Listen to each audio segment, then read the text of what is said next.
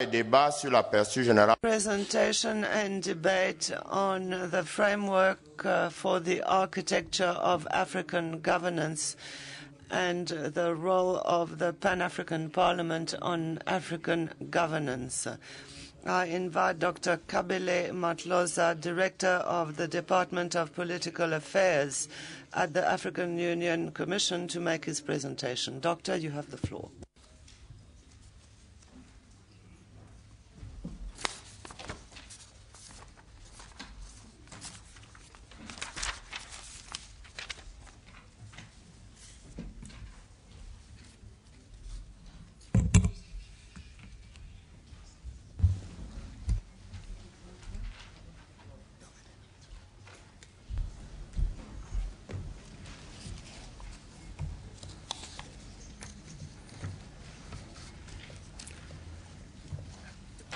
Your Excellency, Honorable Roger Ndogo Dam, the President of the Pan-African Parliament, Excellencies, Vice Presidents, Honorable Members of Parliament, distinguished guests, ladies and gentlemen, all protocol observed.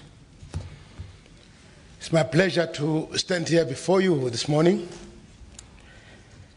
to share our ideas from the African Union Commission with respect to democracy and governance on our continent, and in that discussion to highlight specifically the role of the African governance architecture.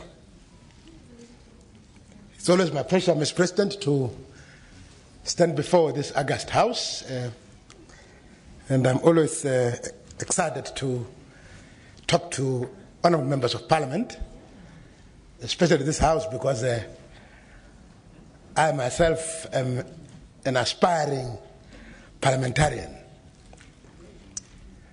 I look forward to, at some point, joining this House in the future. So you should help me achieve that vision.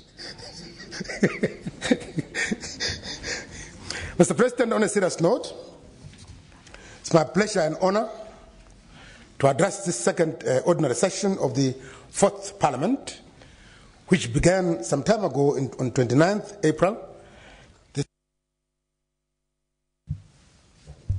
due to conclude on 13th May. My conversation with this august House this morning will focus mainly on democracy and governance on our continent in the context of the African Agenda 2063 that we all know, but laying special emphasis on the role of the African governance architecture and its platform.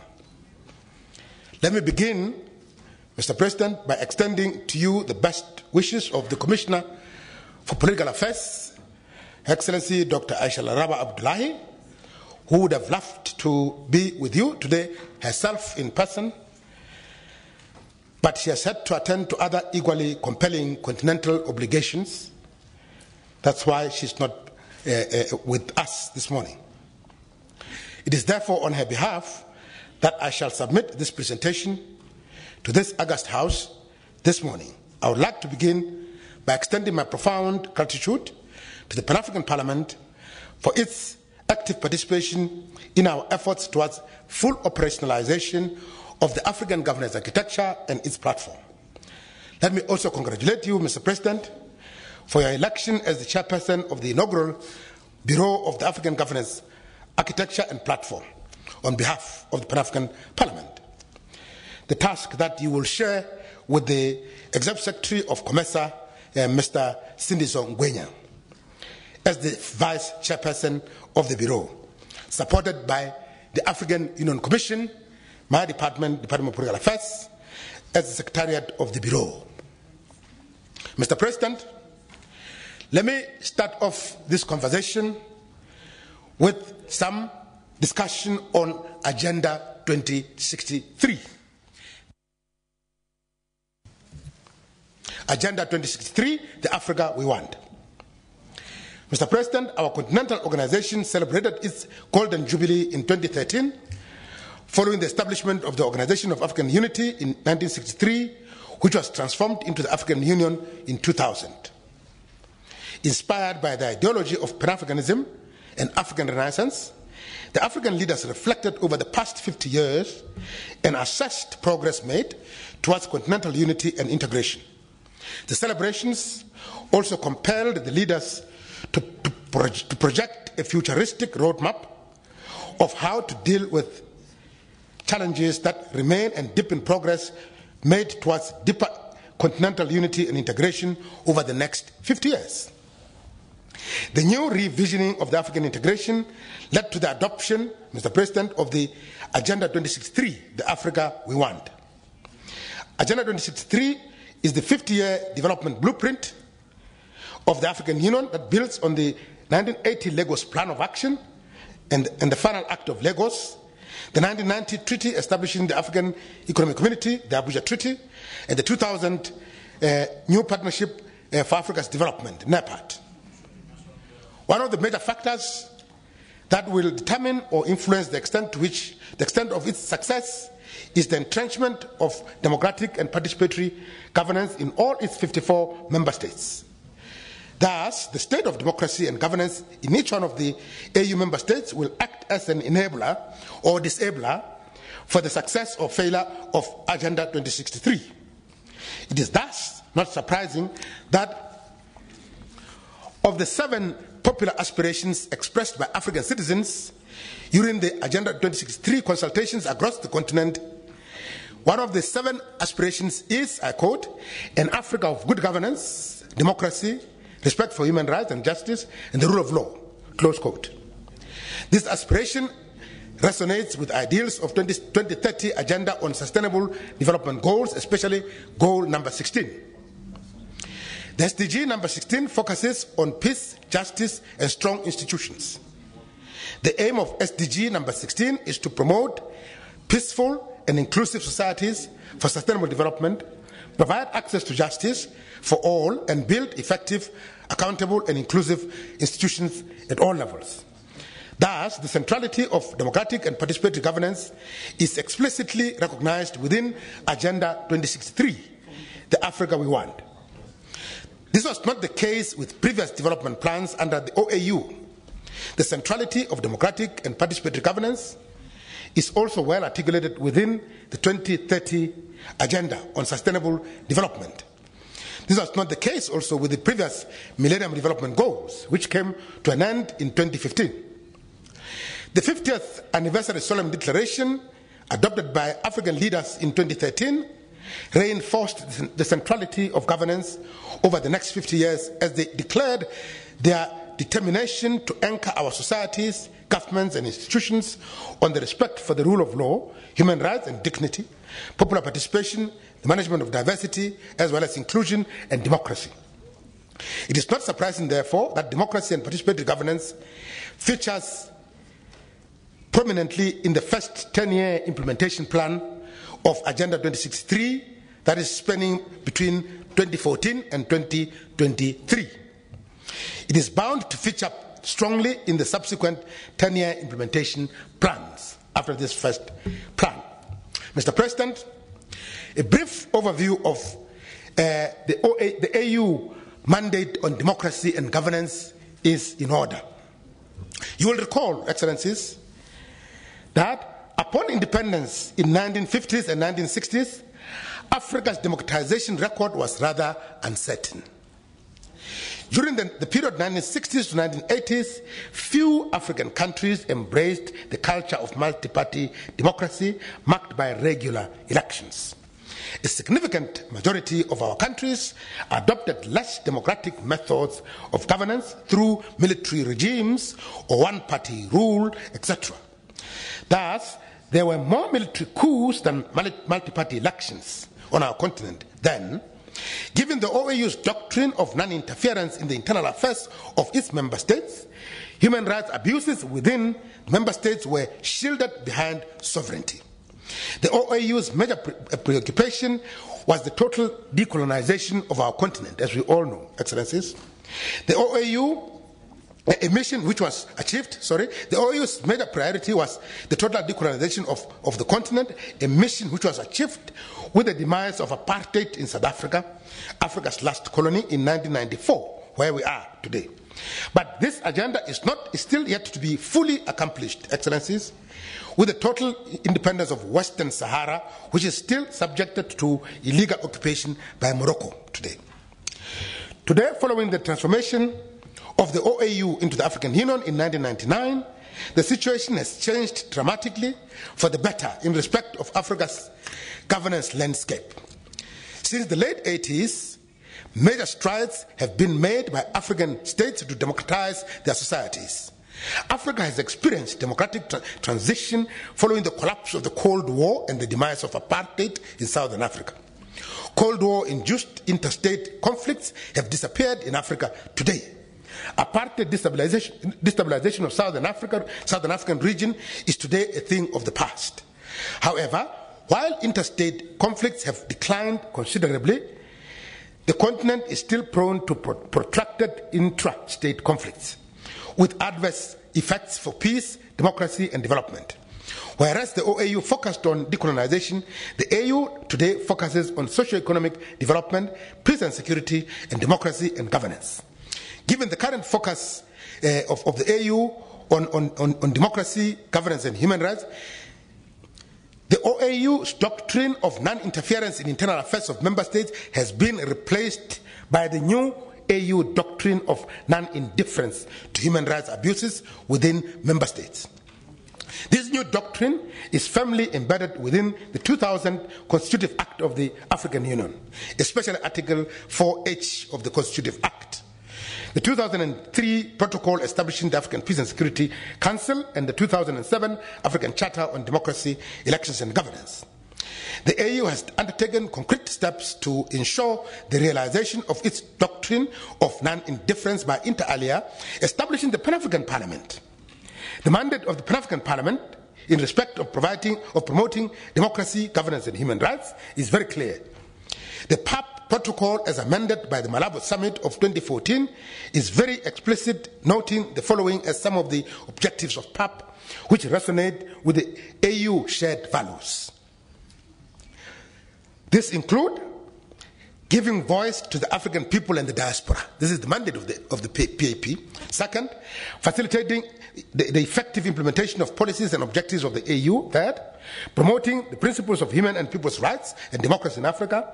Fourth, encouraging good governance, respect for the rule of law, transparency and accountability in member states. 5, promoting peace, security and stability.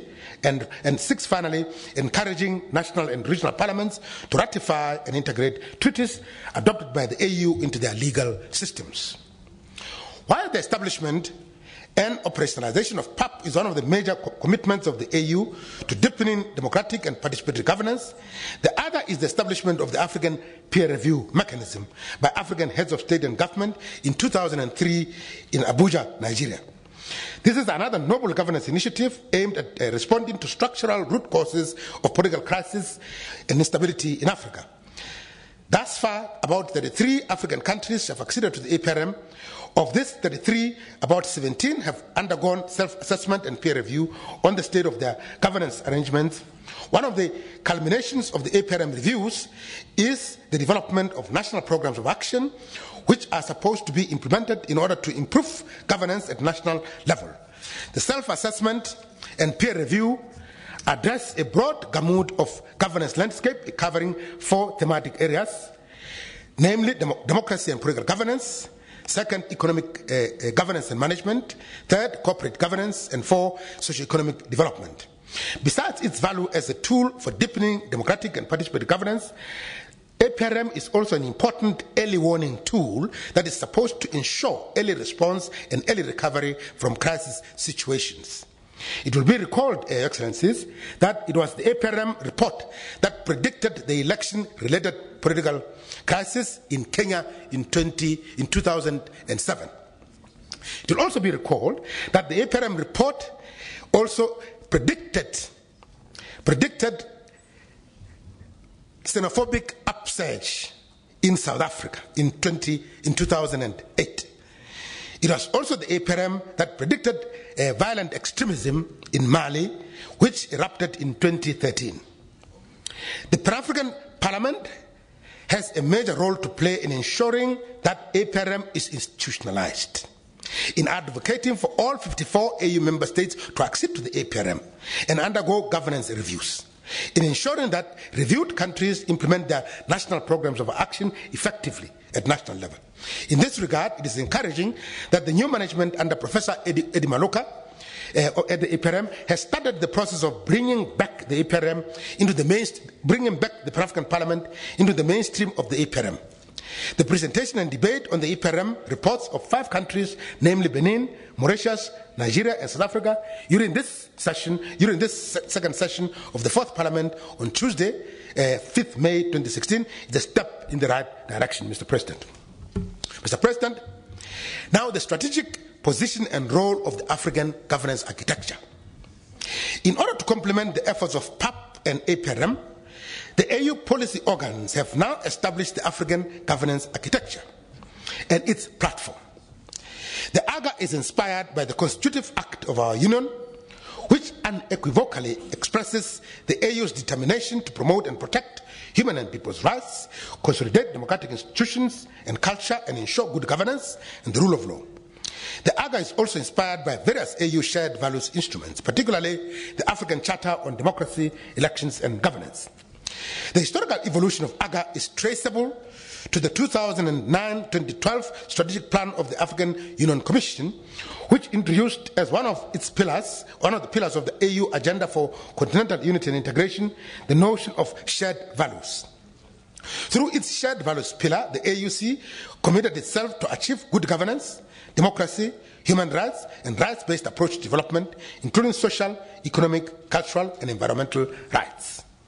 In this regard, based on existing institutions and organs, the AUC committed to promote and facilitate the establishment of an appropriate architecture for the promotion of good governance.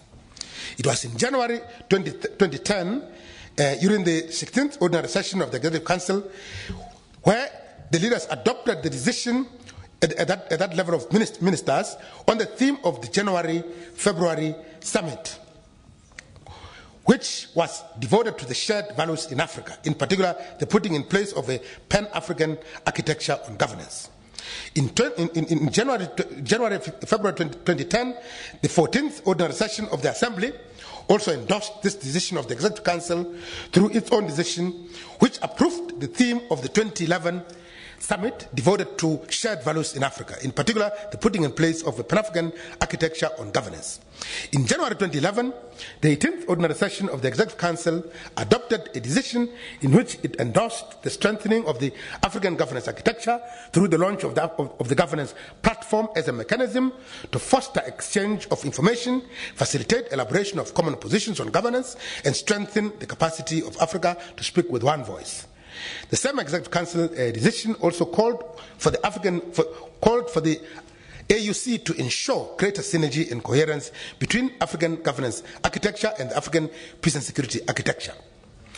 The AU Assembly of 2011 adopted a declaration on the theme of the summit towards greater unity and integration through shared values, which commended the work of the AUC on strengthening the African governance architecture and affirmed the importance of establishing the African governance platform as a basis for facilitating harmonization and coordination of initiatives in governance and democracy. The African Union Commission, through the Department of Political Affairs, launched the African governance platform in June 2012. Significantly, this launch happened during the year declared by AU policy organs as the year of shared values, that is the year 2012. To date, Mr. President, the AGA and its platform are now fully operational. The AGA has 4 main components: the vision, norms and standards, that is the shared values pillar; the AU organs, the institutional pillar; third, the AGA platform, the dialogue pillar; fourth, the African governance facility, the resource mobilization pillar. These are the four main pillars of the AGA. The AGA, in addition, has 5 clusters, namely the governance cluster, first; second, democracy cluster; Third, Human Rights and Transitional Justice Cluster, and Constitutionalism and Rule of Law Cluster, and fifth, finally, Humanitarian Assistance Cluster. And all these clusters are operational as we speak, Mr. President. Besides the 5 clusters, as outlined above, there is a functioning AGA Secretariat which coordinates the work of the clusters and supports the Bureau of the AGA and its platform. The strategic value of the AGA, Mr. President, is its main mandate of structural prevention of conflict in Africa, with focus on strengthening an effective, accountable, and responsive state, together with its key organs such as the Parliament, such as Parliament at national level, regional level, as well as the continental levels. In order for the AGA to be effective, it must work in complementarity with APSA, especially in conflict prevention, conflict management, and conflict transformation. Thus, the Pan-African Parliament is key and central to the effective functioning of AGA and its platform, as well as ensuring the synergy and complementarity between AGA and APSA. Maybe let me conclude on this aspect of the AGA-APSA synergy and complementarity. It is now becoming abundantly evident, Mr. President, that the major challenges for continental unity and integration in Africa are traceable to governance deficit, political instability, and development failure. Thus, the AGA will not be successful, Mr. President, in driving the AU democracy and governance agenda on its own.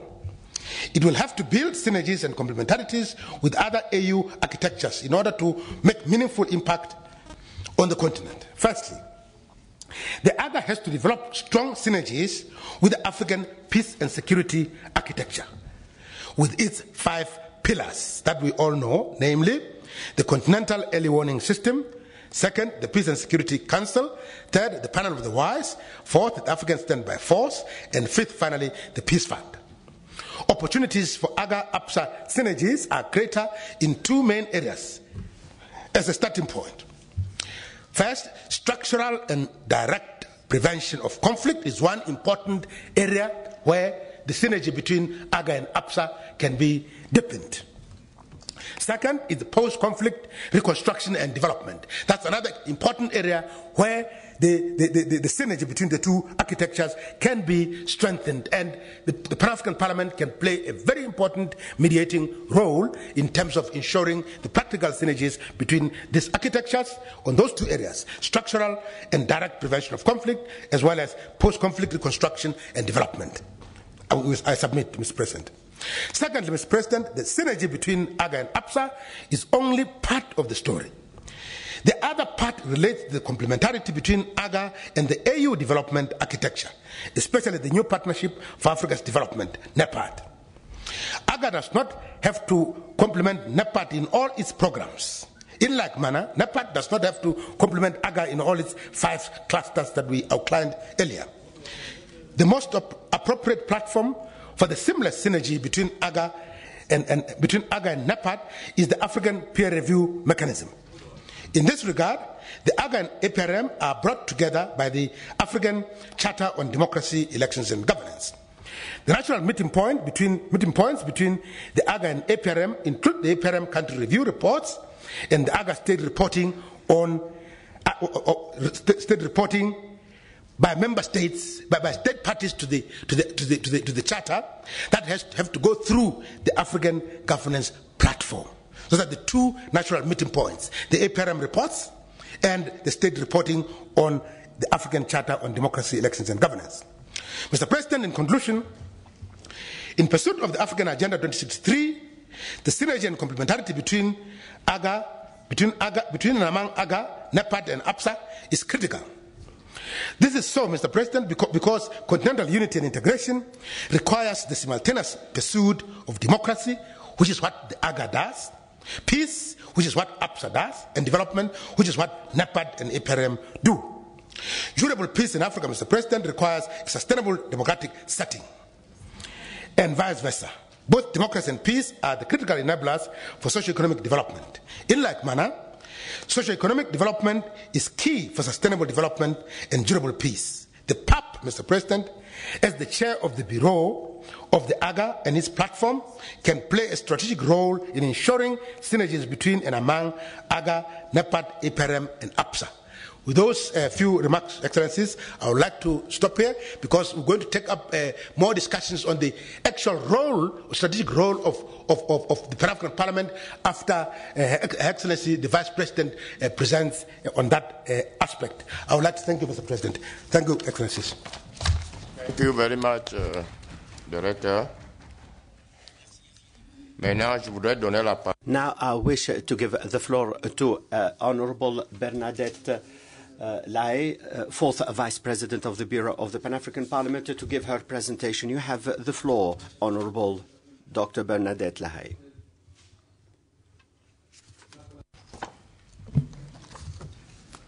Thank you very much, Mr. President. Colleague, honorable members, my presentation will be on the actual role of the Pan-African Parliament on the African governance architecture. Honorable members, the Pan-African Parliament currently is the chair of the African Governance Platform and also the chair of one of the clusters, that is on constitutionalism and the rule of law. Already, Dr. Khabele Matlosa has extensively presented to us the historical evolution of the AGA and also the platform and the 5 clusters. In that historical revolution, he has also presented to us the functions of AGA and the platforms, and also their role within the constitutive act of the African Union, and the synergies that they are supposed to build within the cluster members and also the platform members. What I will do, I will now limit my presentation to the actual participation of the Pan-African Parliament in the various AGA and the platform and the cluster activities since their establishment, dating back to 2009 to 2012 strategic plan of the African Union. Honorable members, at the 4th high-level meeting of the African Union under the theme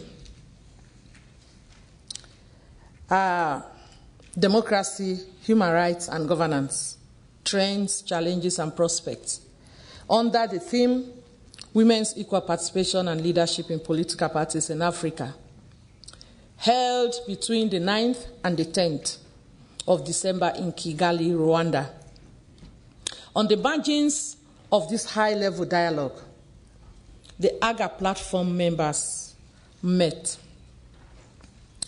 The high-level dialogue is an annual convening of the African Union Commission, designated to provide a frank, open, and inclusive space for African governance architecture platform members, member states and non-state actors to reflect and account on the impact of their work towards consolidating democracy and strengthening good governance in Africa.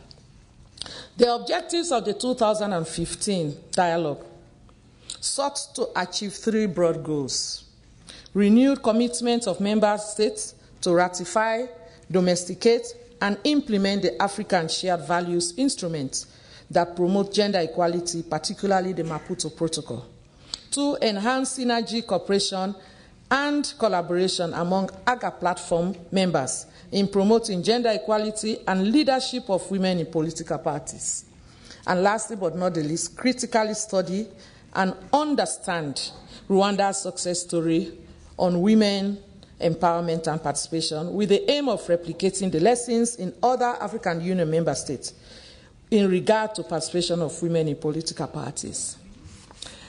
Myself, the fourth Vice President, and the Deputy Clerk Fair was in attendance. Created as one of the AU organs to lead and drive the Union's democracy, human rights, and governance agenda, it was therefore not surprising that the Pan-African Parliament was elected to chair the platform. By doing so, it is a hope of platform members that PAP will be strategically positioned to influence the strategic direction, vision, mission, and objectives of AGA and also the platform. During the platform meeting, that is the first inaugural meeting of the platform, the status of operationalization of AGA and its clusters were reviewed. AGA-based and framework documents, draft rules of procedure, and state reporting guidelines, as approved by the Special Technical Committee on Justice and Legal Affairs, were also considered. The outcomes of the Arusha PRC retreat and status of the implementation recommendations were reviewed. Consideration and adoption of the flagship initiatives of 2016 project on the Year of Human Rights with special focus on women were considered, and the election of the Bureau of the platform conducted. Honourable members, Mr. President, some of the key outcomes and actionable points of that inaugural platform meeting included, but not limited to, the following: designation of AGA focal persons to improve coordination and information flow, carry out a comprehensive needs assessment, seek legal opinion on status of judicial organs in the platform. This was very important because the African Court of Human Rights sits on that platform, and that is the court. Should the African Union organs have any legal issue, that is a platform that should adjudicate. So it was discussed whether, in fact, it was prudent for the African Court to sit on the platform and take part in the deliberations. What happens if there are legal challenges? Then you cannot be the player and also the referee. So this is under serious consideration.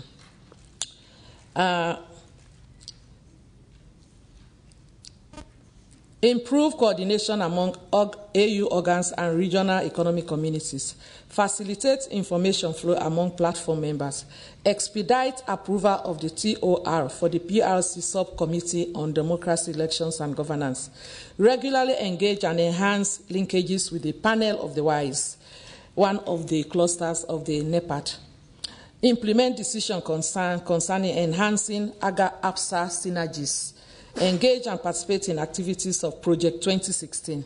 Ensure participation of all platform members in the high-level dialogue that is to take place 2016 in Rwanda.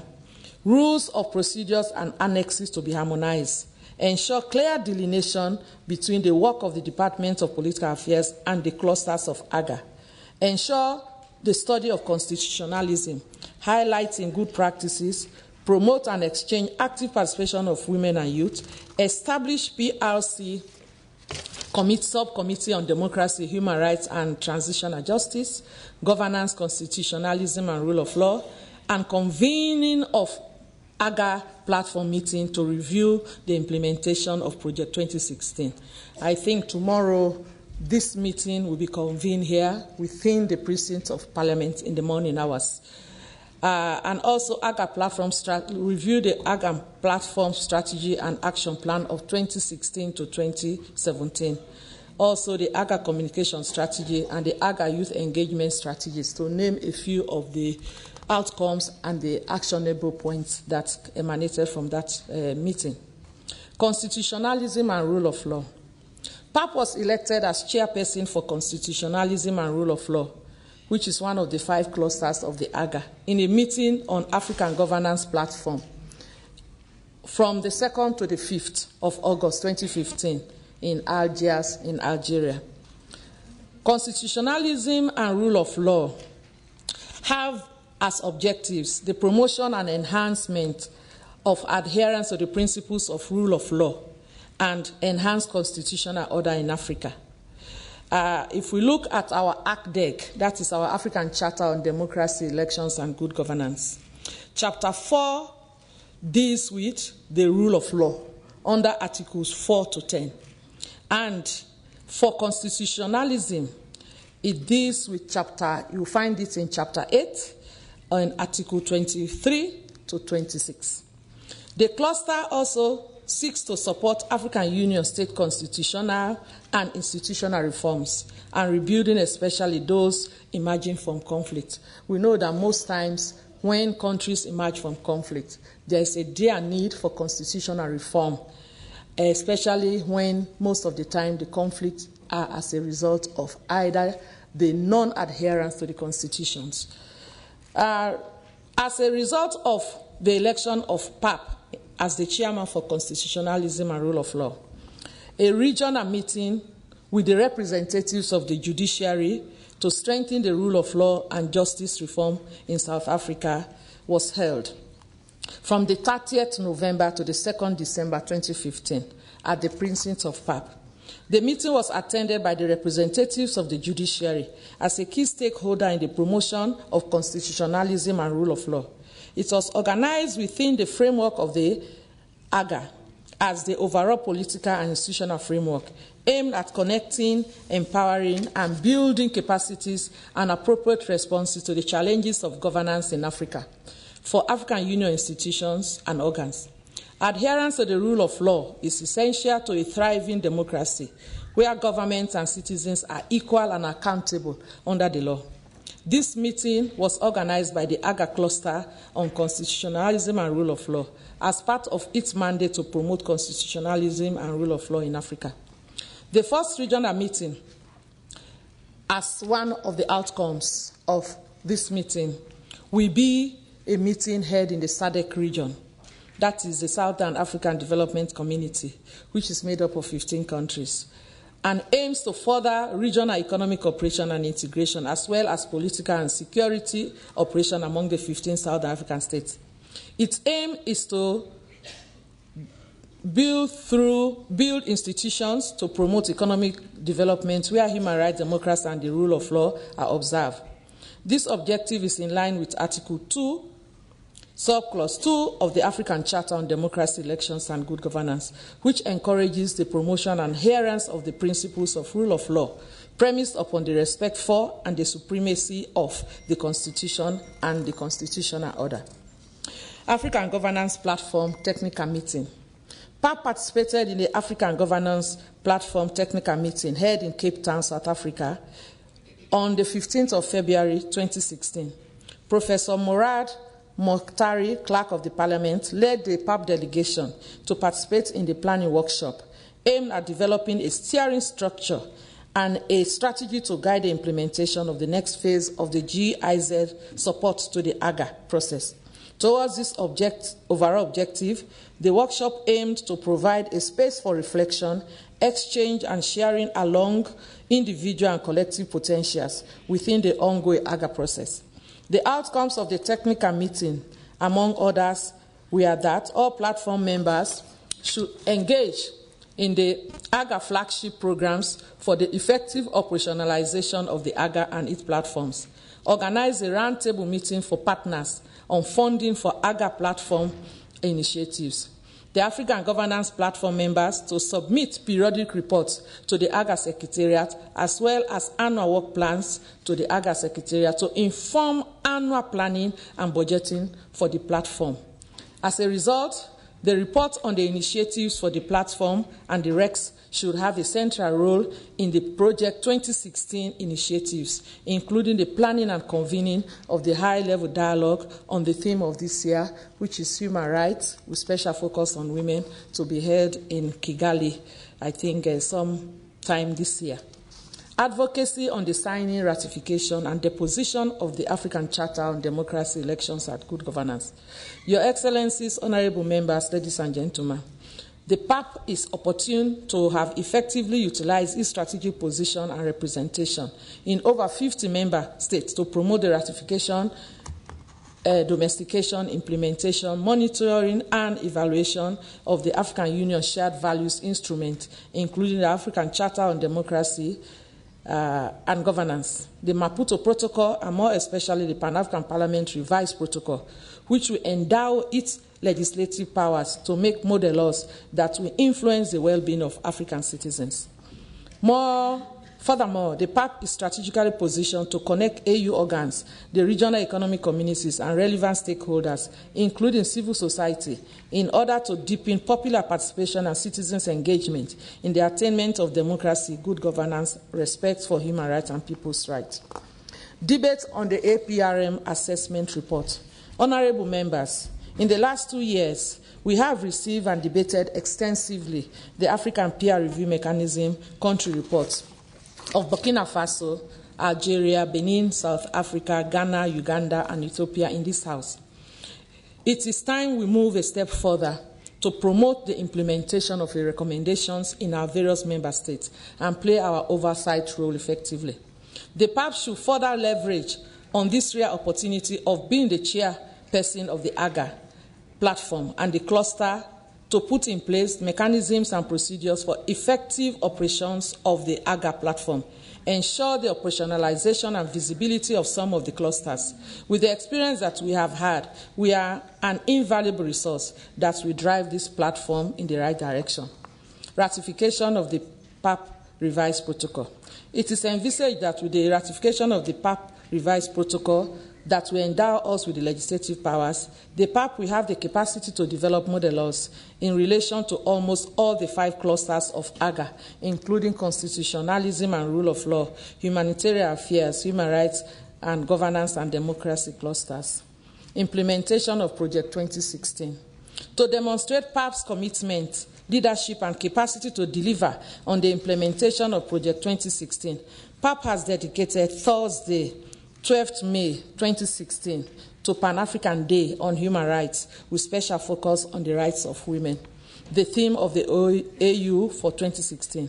No less personalities than the Director of Gender Program, NEPAD, Director, Women, Gender and Development of the African Union Commission, Regional Advisor on Gender, UNFPA, Southern and Eastern African Region Bureau, Representative of Human Rights in Sahrawi, Chairpersons of Committee on Gender, Family, Youth, and Persons with Disabilities, and the Chairperson of the Women Caucus of the PAP, to name a few, will be making presentations on various human rights issues pertaining to women.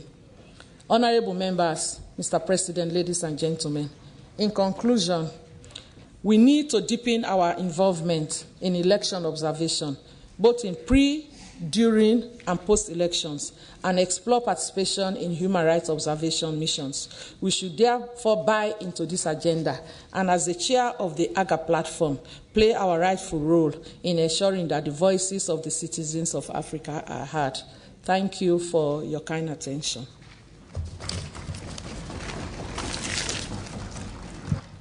Merci beaucoup. Thank you very much, dear colleague.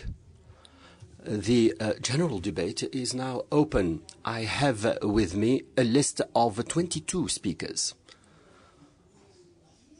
Honorable Faisal, Honorable Martin Terese, Honorable Enasien Berun Kurundu, Honorable Enias Ndebo Akanda of the Democratic Republic of the Congo, Honorable Sitaya Menali Tisazo from Ethiopia, Honorable Ali Bursina from Burkina Faso, Honorable Jallo from Guinea-Conakry, Honorable Bashir Matani from Sudan, Honorable David Ernest Sevende from Tanzania, Honorable Tekele Tezema from Ethiopia, Honorable John Traore from Guinea-Conakry, Honorable Suleiman Sese from Sierra Leone, Honorable Ngoba from Burundi, Honorable Traore from Mali, Honorable Khaltoum Abdelkarim Sulaiman from Sudan, Honorable Ejan Farapaka from Liberia,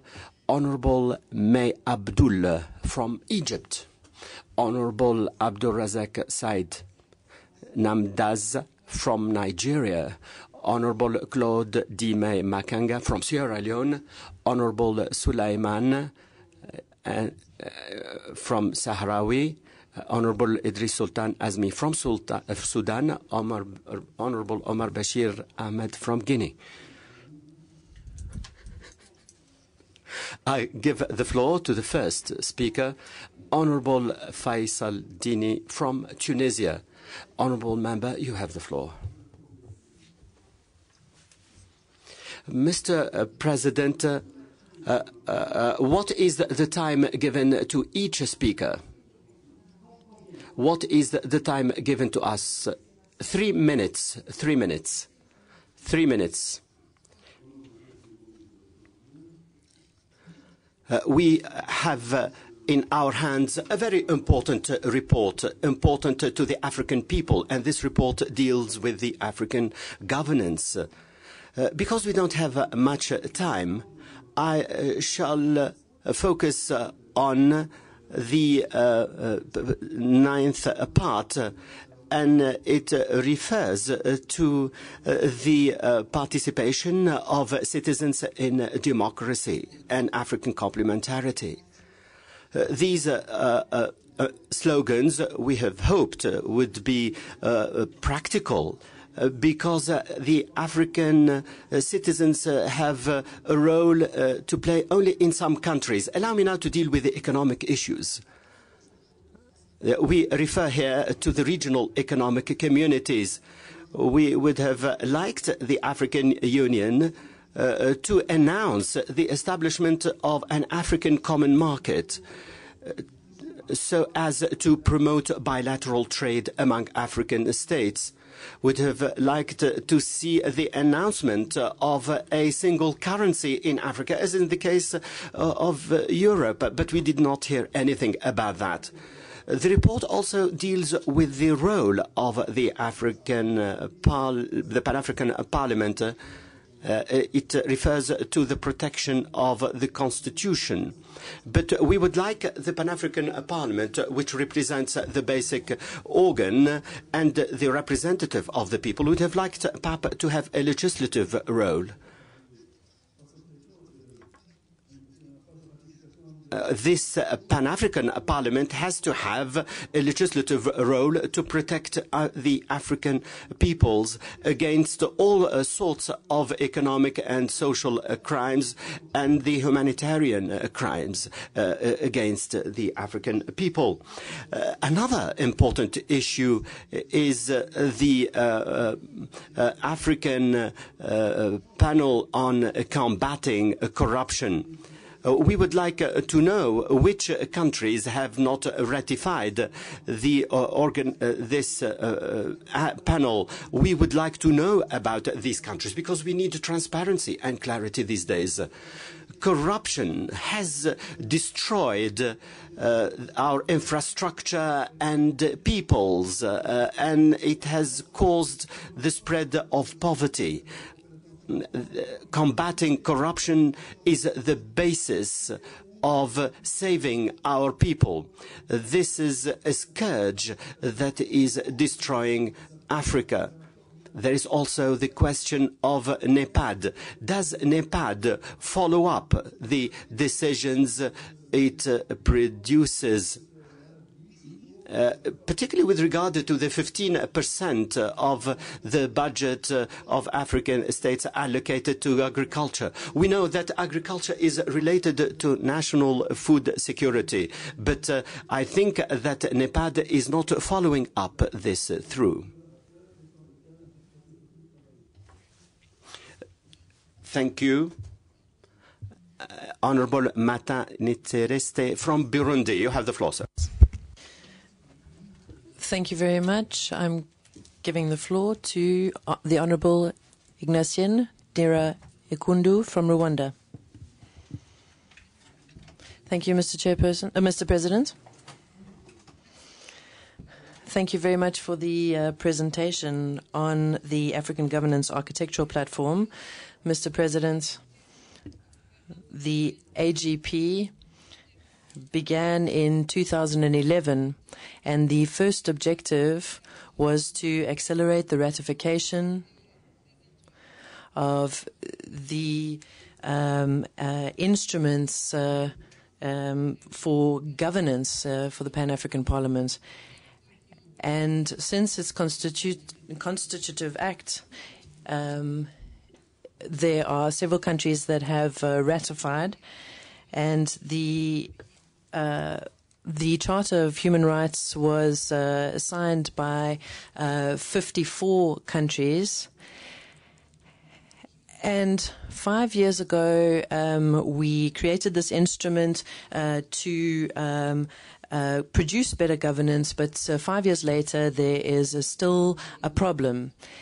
And Rwanda, Gabon, Ethiopia, and various other countries have ratified the Charter. But what my question is to find out how are we going to evaluate the efficiency of this platform if 5 years after it's created, the problems still persist?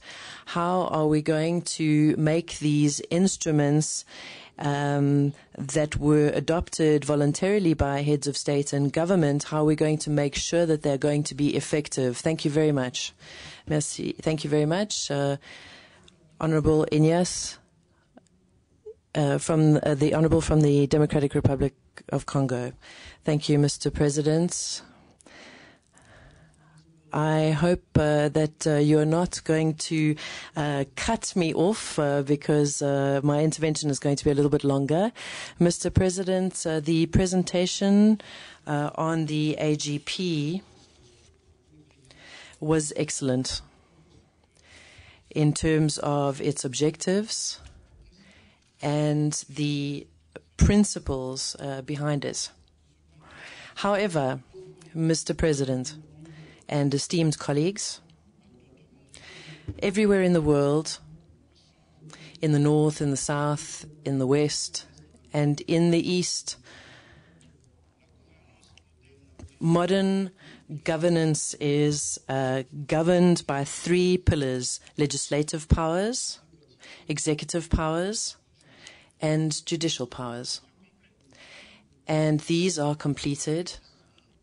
So these are complementary but are independent in their functions.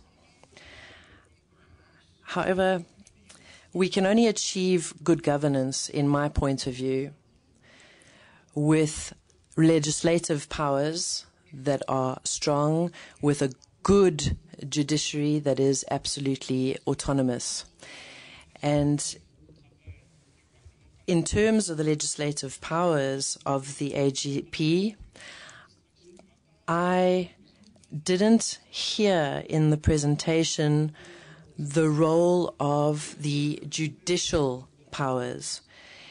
We can only achieve good governance with strong judicial powers. But the presentation did not cover this. As brilliant as the presentation was, they didn't talk about the judicial powers. And I also didn't hear in the presentation that there was a possibility for strengthening capacity in terms of judicial powers within the states. If judicial power is strengthened in the different states and it is independent, then we will make progress, and those who have legislative power will be held accountable. And so I would like to suggest that in our different states we have to aim for having very strong judicial institutions more than aiming for having strong leaders. Thank you very much. I give the floor to the Honourable Sitiye Minale Tizazu from Ethiopia. Thank you, Mr. President. I would like to thank you very much for the two presenters, which is very clear and precise. After saying this, I want to contribute on regarding to three issues. That is one about the ratification and domestication of this AGPA. I heard that there are very small number of countries which ratified this AGPA, so I think it needs, we passed more than 3-4 years, but still it is not going faster, so we have to work on it to make these countries, all of African countries which we are presenting here, to ratify and domesticate, because it is a priority and it is starting to go to the implementation. So the next one which I would like to say something about is the implementation. For the implementation, one, it needs a very strong institutions in all respective countries, and even the AU. Institutions are very important, strong institutions with efficient and timing activities has to be proceed. And the other is the participation of the people. I think the people has their great role to play on this issue, to bring good governance and to minimize even corruption regarding to bring development to the Africa, the continent as a whole. And the other thing is commitment within the government, within the institutions. It is very important that is we have to commit ourselves to bring Africa forward, to use Africa its resources properly, to build different growing and development issues in respective countries, in our respective countries. As a whole, it brings Africa to bring development. And the other is that is, as we are PAP as a chairperson for this AGPA, this is a good opportunity for us to play our role in the oversight and the follow-up. It needs a very serious follow-up that we are a chairperson and we have to use this opportunity. And as a parliamentarian, one of our activities is oversight what we have done here in. It should not be simply talking about here and living as it is. We have to follow the progress, what is going on, what changes are coming, how our people are benefited from these things. So I think... I thank you very much. I would now like to give the floor to the Honorable Ali Dosam from Burkina Faso. Thank you, Mr. President. I would like to thank the two speakers who gave us some very useful information. I would first of all like to make an observation. I'm not sure if those who received the French version of this presentation, I'm not sure if the French speakers noticed that the translation that was given to us, in the translation there was certain information lacking compared to the English version. But with regards to the presentation, we have noted the objectives and the principles of the African Union with regards to the AGP. And as some others have said, the objectives are very laudable. But we have to underline that the instruments like the Charter, the African Court, these are very important instruments. But for me, my main concern is to know whether the early warning system, whether this system has been put in place and used effectively yet. Thank you very much. Pardon me. The floor is given to the Honorable Diallo from Guinea-Conakry. Thank you, Mr. President. I would also like to congratulate the presenters, Dr. Matlosa and the Honorable Dr. Bernadette Lahai, and it is a presentation on a very important issue for Africa. The AGP has a very important objective to have an Africa that is democratic and at the service of its citizens. And in this context, and in terms of the commitment of the African Union and its members, I have some concerns about the AGP, and I would like to focus on political governance. The first speaker spoke about the non-indifference doctrine,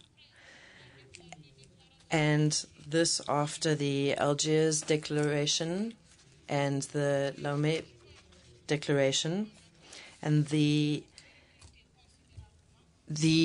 change of governments and the promotion of democracy in Africa. However, what we have noticed is, despite all our efforts, conflicts persist, especially intra-state conflicts. And there was a declaration by NEPAD that was encouraging the African leaders to observe their constitutions and ensure that their constitutions reflected good governance and democracy. But even though this declaration was heard, it doesn't seem to have been put into practice, and this because of the limits of mandates of certain bodies. And there is always, it seems, the temptation to ignore good practices in favor of conflict. And I would therefore like to ask the AGP to please find mechanisms in order to dissuade leaders from manipulating constitutions, and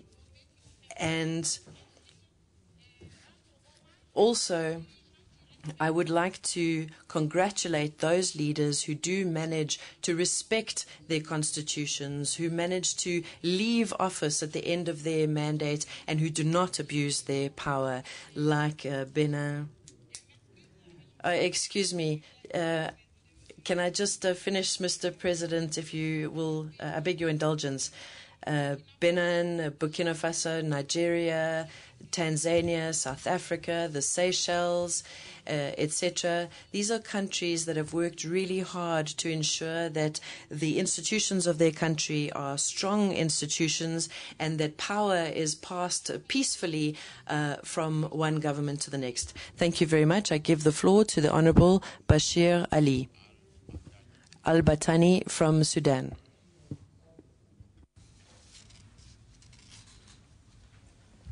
Je donne la parole à l'honorable. I give the floor to the Honorable David Ernest Silende from Tanzania. Asante sana Mheshimiwa Mwenyekiti. Very much, Mr. President, for giving me this opportunity to speak about this presentation that has been presented here. President, when we're talking about the architecture of the Africa, it's a lot of things, and it's very important. And we want democracy, human rights, and good governance. But, Mr. President, us as members of Parliament, we see that we have no authority of AGP in Africa and its institutions. What we see that in Africa is just that we are just talking.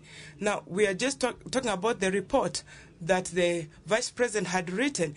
It's being shown that us as members of Parliament, Pan-African Parliament needs to have its full legislative powers so that they can make they can make rules.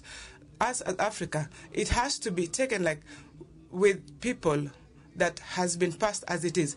If we continue, we are being just a parliament that is talking. We want free elections, and also we want things to be moving. We see that we don't have priorities. We have to have priorities. We have to have a voice when we are talking about. We've been given chairmanship. Us as Pan-African Parliament, we have to know that the Pan-African Parliament is known everywhere in every country, that there's a Pan-African Parliament that is existing, that is talking about all the problems that we have in Africa. And we can be able to have full legislative powers. We want to have enough time so that we can consult everybody, and also ministries that are concerned with all this. All of them, we need to talk with one voice so that we can be able that this issue can be treated well. When we have our aims, we need to have, like the Central Africa. Another thing is this: we should not just be people who talk. We have to be in a position that we have to have commitments, and that this architecture is worked on the way it is. Thank you very much, Mr. President. Thank you. Thank you. Honorable Kasema from Ethiopia. I would also like to thank the presenters that they briefed us a very important points on the very important topic. Regarding the governance of Africa, we have been talking about corruption, socio-political governance, economic governance, and so on. In this regard, when we come to the institutional capacity to implement what we are talking and what we are setting to implement, is the most important. In this regard, when Obama visited to Ghana in his first tenure, he said that Africa needs not strong leaders, but strong institutions. Having said that, I want to raise the issue of capacity or institutional strength in the case of AU and as well as PAP. My predecessor said that it's very clear that PAP has to have the legislative power. Unless and otherwise, we have a mandate to oversight the problems that occur in African countries. We can not be able to oversight, we cannot be able to control, and so on. In this regard, I share the issue of the legislative mandate. And furthermore, I think it's very important to have standards, what we are talking about, and we have to have action plans, what we are talking about to implement, and also there must be targets. When do we want to achieve these plans, and so on. Unless and otherwise, unless we set the standards, the measures, and also the action plans for the problems that we are raising, we cannot go to the targets, or we cannot achieve the problems so far. In this regard, it is better to have our action plan for the ratification of our protocol, and we have action plan. We do have action plan to implement the problems that we are raising in this House, as well as in the AU level, and so on. So that is very important to have this one. I thank you. Merci beaucoup. Thank you very much. I would like to give the floor to the Honorable Chantun Taure from Guinea-Conakry.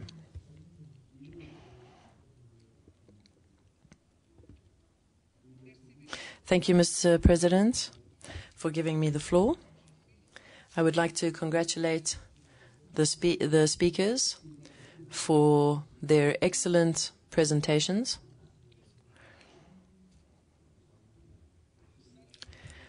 And we would like to congratulate them for the work that was done, and all those who participated in the work of the AGP, and in the context of the important promotion of good governance and the respect of human rights and equitable justice. And these are essential elements for ensuring social development over this continent.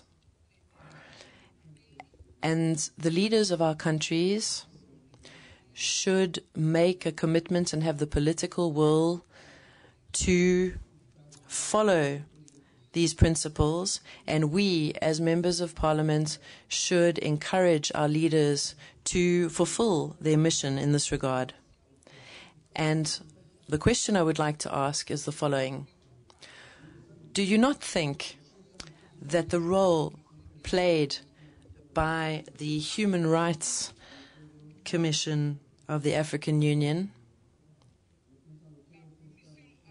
and the African Commission for Human Rights and the Rights of People, do you not think that these two committees have very similar roles? And in the African Union and within the PAP, we often talk about budgetary constraints and the effect of these budgetary constraints on the work of our institutions. And therefore, in my humble opinion, I think that it would be more efficient if the African Union and other institutions considered this kind of thing in terms of their administration. Honorable Suleiman Mcc from Sierra Leone. President, for giving me the opportunity to contribute. And I thank the presenters for having presented a brilliant report. Mr. President, the colonial masters gave us independence in the 50s and the 60s. The question I ask is this: was independence given to us in reality, or it was a farce? To me, it is the same old talk, and nothing being done. I place this problem squarely in the hands of our colonial masters and the Western powers, who gave us this independence in the 50s and 60s, but they did not really live. The politics of divide and rule is real. Even as we speak, it's real today in Africa. The AU, AGA, PAP, it's all the same, trying to divide us. The politics of Israel. They told us that we have independence, but they turned around and told our military that they have a right to overthrow legitimate governments. They did it. The first one was in Togo. Sylvanus Olympio was overthrown through the behest of France, the colonial master. They never left. Kwame Nkrumah, the president of Ghana, once said, political independence without economic independence is meaningless, because we depend on Western powers for all our funding. So to us, independence will be meaningless to us. It's all the same talk. Mr. President, I suggest that we create a mechanism that can finance the Pan-African Parliament. This way we can be independent from all external influence. If we don't do that, then we'll have a problem. Ratifying the protocol is a key to this African Parliament. Talking about the role, AGA, PAP, it's meaningless to me if we don't ratify the protocol. The protocol is the key to all this debate. Having said that, Mr. President, I thank you. Merci beaucoup. Thank you very much. Colleagues, please excuse me for taking the floor. We have an urgent issue from Madam Her Excellency Dlamini Zuma, who has asked the Parliament to change its agenda so that the Vice President can present the budget on Tuesday instead of later in the week. And the Honourable Dlamini Zuma requires a response later today. So forgive us for this potential change. There are urgent matters that do sometimes crop up. So presentation of the budget will take place on Tuesday instead of Wednesday, and I will speak to the Secretariat because I think that elections have to take place in the afternoon so that we keep time. Thank you. I'm giving the floor to the Honourable Muwe Baba from Burundi. Thank you, Mr. President. I would like to thank the two presenters for their very clear and excellent presentations. And my concern is with regard to the challenges from 1963 to 2016. Many years have passed. And what evaluation can we make of this period of time between 1963 and 2016? And what are we going to do to achieve the Agenda 2062? Sorry, what have we done to achieve Agenda 2016? And I would also like to know, in terms of good governance, what role have we allocated for the media in terms of protecting democracy and good governance? And in many countries, we talk of them as the fourth power. And they have been very instrumental in the implementation of fundamental rights for citizens in Africa, especially the right to information. So the role of the media. Thank you. I give the floor to the Honourable Sekou Toure from Mali. Thank you, Mr. President. I would also like to echo the compliments made by my colleagues for the two presenters. The presentations were very clear. And that being said, I would like to focus on the issue of ratification, because we have worked on documents and instruments, but if our governments do not ratify the different documents that allow for the evaluation and the follow-up of the efficiency of this platform, then I think that all our efforts will be in vain. So my proposal is that this chamber,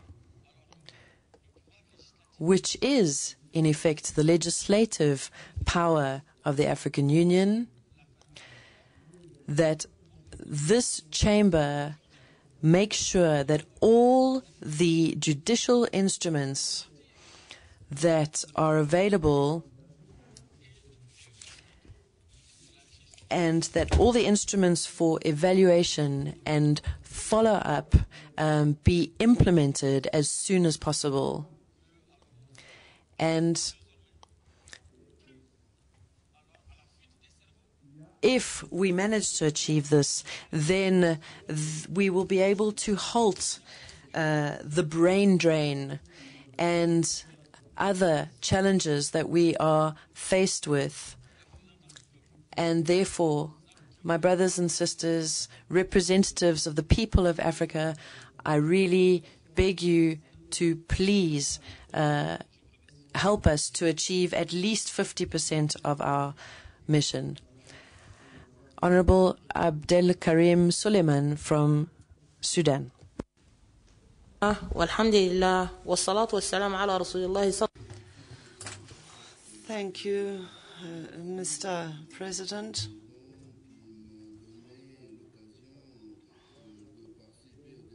Thank you for the opportunity in participating in this debate. I'd like to thank the presenters. If we mention corruption, actually are many, many aspects of our life. We need to take this seriously, especially in the Pan-African Parliament, so that we can end this scourge. During my intervention, I should like to emphasize the fact that the Pan-African Parliament must be a legislative body so that we are able to adopt laws, effect some control of those who have the highest posts.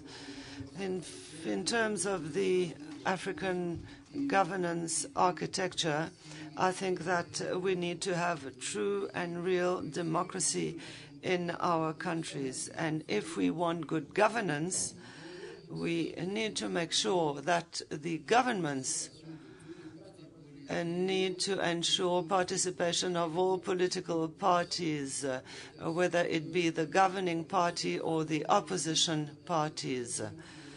So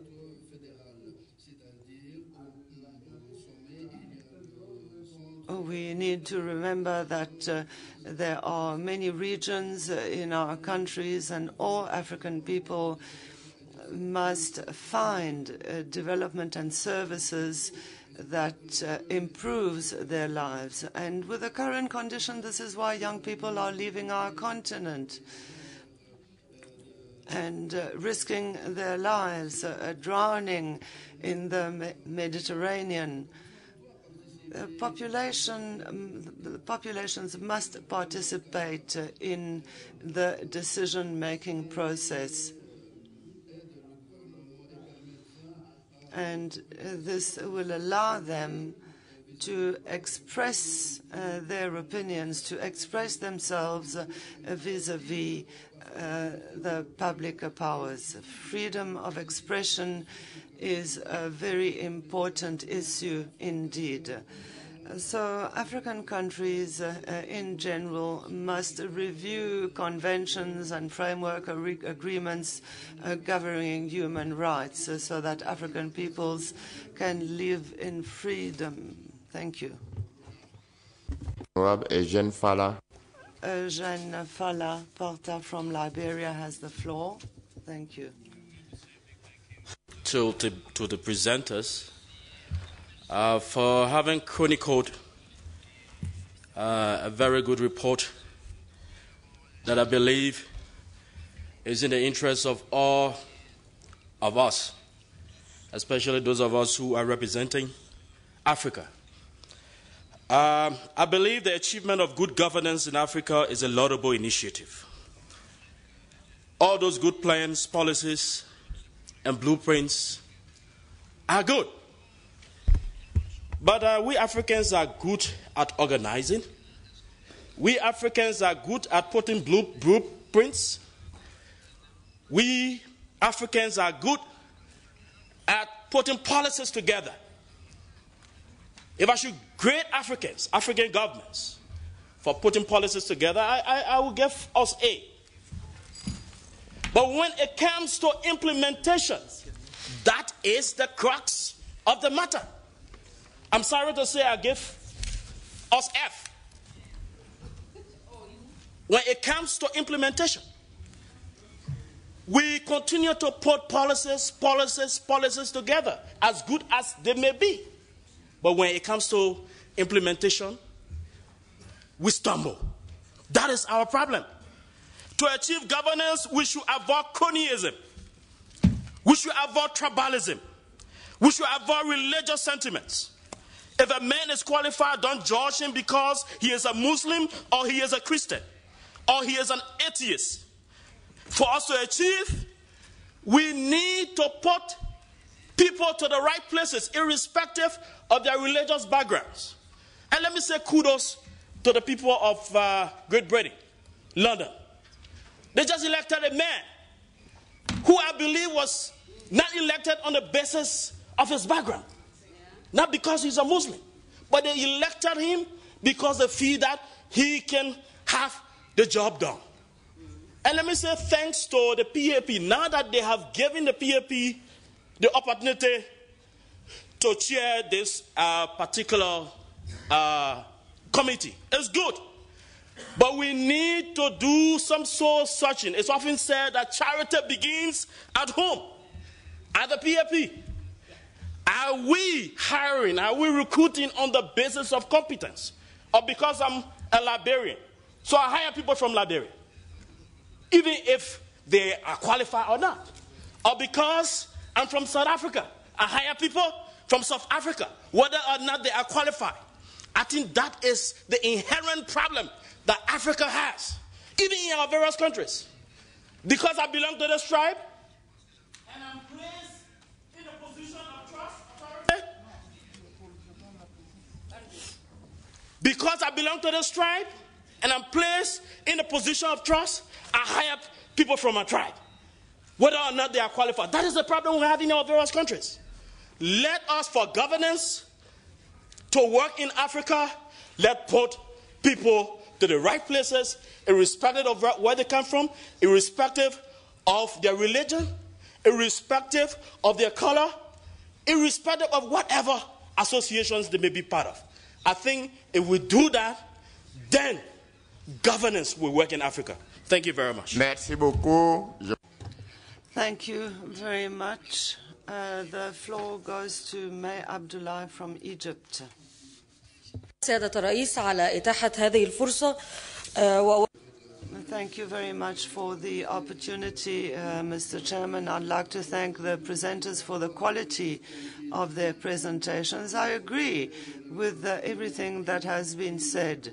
The colleague from Liberia has mentioned the fact that Africa must reach adequate development level. The first principle to achieve that is governance, tolerance, and then participation. We also need to continue to apply the principle of transparency and participate in the decision-making process. And this is why we need to work together in our countries. It is important also that all African countries have a level of development that is adequate, and for that we need proper conditions in our countries, amongst which we need to make sure that the people in power cannot use that to attain personal objectives. We need to have a judiciary system that is efficient and effective to apply legislations that govern governance. We also need a system that is capable of implementing all these conditions, agreements, etc. And lastly, we need infrastructures and necessary products that are the minimal conditions for education and health. If we benefit from all of that, then we will be able to talk about good governance in all African countries. We need to apply all these conditions in all our countries. Thank you very much. Thank you very much, Honorable Abdul Razak from Nigeria. Abdul Razak.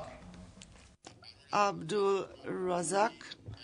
Claude T.M. Kamanda from Sierra Leone then has the floor. Thank you, Mr. President. I join other MPs to thank the two presenters for their well-researched presentation. Mr. President, honorable members, having read the document and listened attentively to the presenters, I now understood AGA on three folds. That one, AGA expresses the AU's determination to promote and protect human and people's rights, consolidate democratic institutions and culture, and ensure good governance and the rule of law. 2, that the ideals of AGA are further reinforced by the norms, pronouncements, decisions, and instruments of particularly the African Charter on Democracy, Elections, and Governance, ADEC. 3, that AGA was established to stand as a platform for dialogue between the various stakeholders who are mandated to promote good governance and strengthen democracy in Africa. Mr. President, honorable members, I have 2 concerns. One, that the very ideal on which AGA was established is yet to get its force of law, and that is the African Charter on Democracy, Election, and Good Governance. As we speak, only 24 nations have ratified it, and the worst of it, the Maputo Protocol, is yet to get its force of law. 2, Mr. President, honorable members, one of the main stakeholders, that is PAP, whose vision was to have and use its legislative power on promoting democracy, governance, and human rights, is yet to get its force of law and now acts as the chair of AGA. As we speak, only 3 countries have ratified it, my country being one, Sierra Leone. My question is, Mr. President, honorable members, how serious are we to champion the agenda of Africans? Thank you. Merci beaucoup. Thank you very much. I should like to give the floor to Honorable Sulemahe Emamet El-Kaid from Western Sahara. Gracias, señor presidente. Me uno a mis compañeros para agradecer y felicitar a los 2 ponentes por sus brillantes ponencias. I should like to thank the presenters for the quality of the presentations. Many things that I wanted to say have been said, so I will not repeat them. I'm going to try to express myself on this very important issue for all Africans. In order to arrive at good governance and to implement it, which we need to encourage leaders to adhere to constitutions, because it is useless to make all sorts of efforts to elect a president, to have elections in transparency, and then after that, governments or the leader himself do everything they can to stay in power or to change the constitution whenever they feel like it. So we need to avoid all these continual changes within constitutions. Also, I believe that it is our responsibility, the right and the duty to fight all together to make sure that the Pan-African Parliament has this legislative power to ensure that these legal instruments are respected in our respective countries.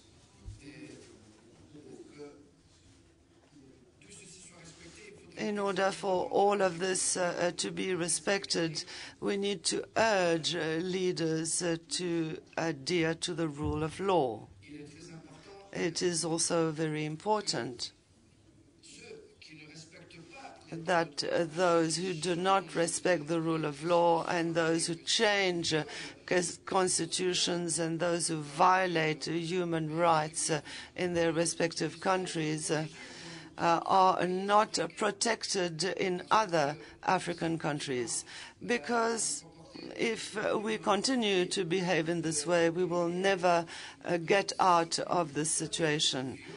If a country violates these legal instruments, and if a country changes the constitution when it sees fit, it is absolutely useless to continue on the path of making great efforts for elections. I share the position of Sierra Leone. I echo what he has said. to say that as long as there is external or outside influence, as long as there are foreign countries that interfere in our affairs, we will never be free or totally independent. Thank you. Thank you very much. Sultan Hashim from Sudan. شكرا أخي الرئيس نسبة Thank you, Mr. President. I thank the presenters of the two papers. The two papers have dealt with the issue of good governance. Allow me to say that since the establishment of the African Union and since the declaration of CIRT 1999, which led to the establishment of the African Union and the Constitutive Act, the Pan-African Parliament was established under the umbrella of the African Union. My question, Mr. President, what have we been able to achieve in this long period of time? And this really takes us to consider the principles and the objectives discussed in the two papers. We now see that tremendous efforts have been made, but the outcome is very modest. Therefore, the Pan-African Parliament and the African Union have to make more efforts to review these objectives so that we can implement our decisions. Otherwise, we will waste more time. The question of good governance is not well defined in the area of accountability. And good governance is an approach to economic development and justice when they are not effective. But good governance regulates all these issues. Now, good governance is based on the rule of law, the right of people to govern themselves. And this is related to the French concept of a high authority that evaluates all other authorities. This is a theoretical issue that has come under criticism. We Muslims and believers on this planet believe that God is the sole source of authority on earth, in land, sea, space, and everywhere. God is the highest authority.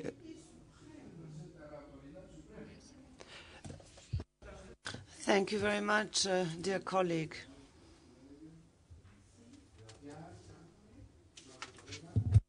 Merci beaucoup, chers collègues. Thank you. Honorable Bashir Ali Mohamed El Batini from Sudan has the floor. Parole est à l'honorable. And the floor goes to Honorable Jamila Debesh from Tunisia.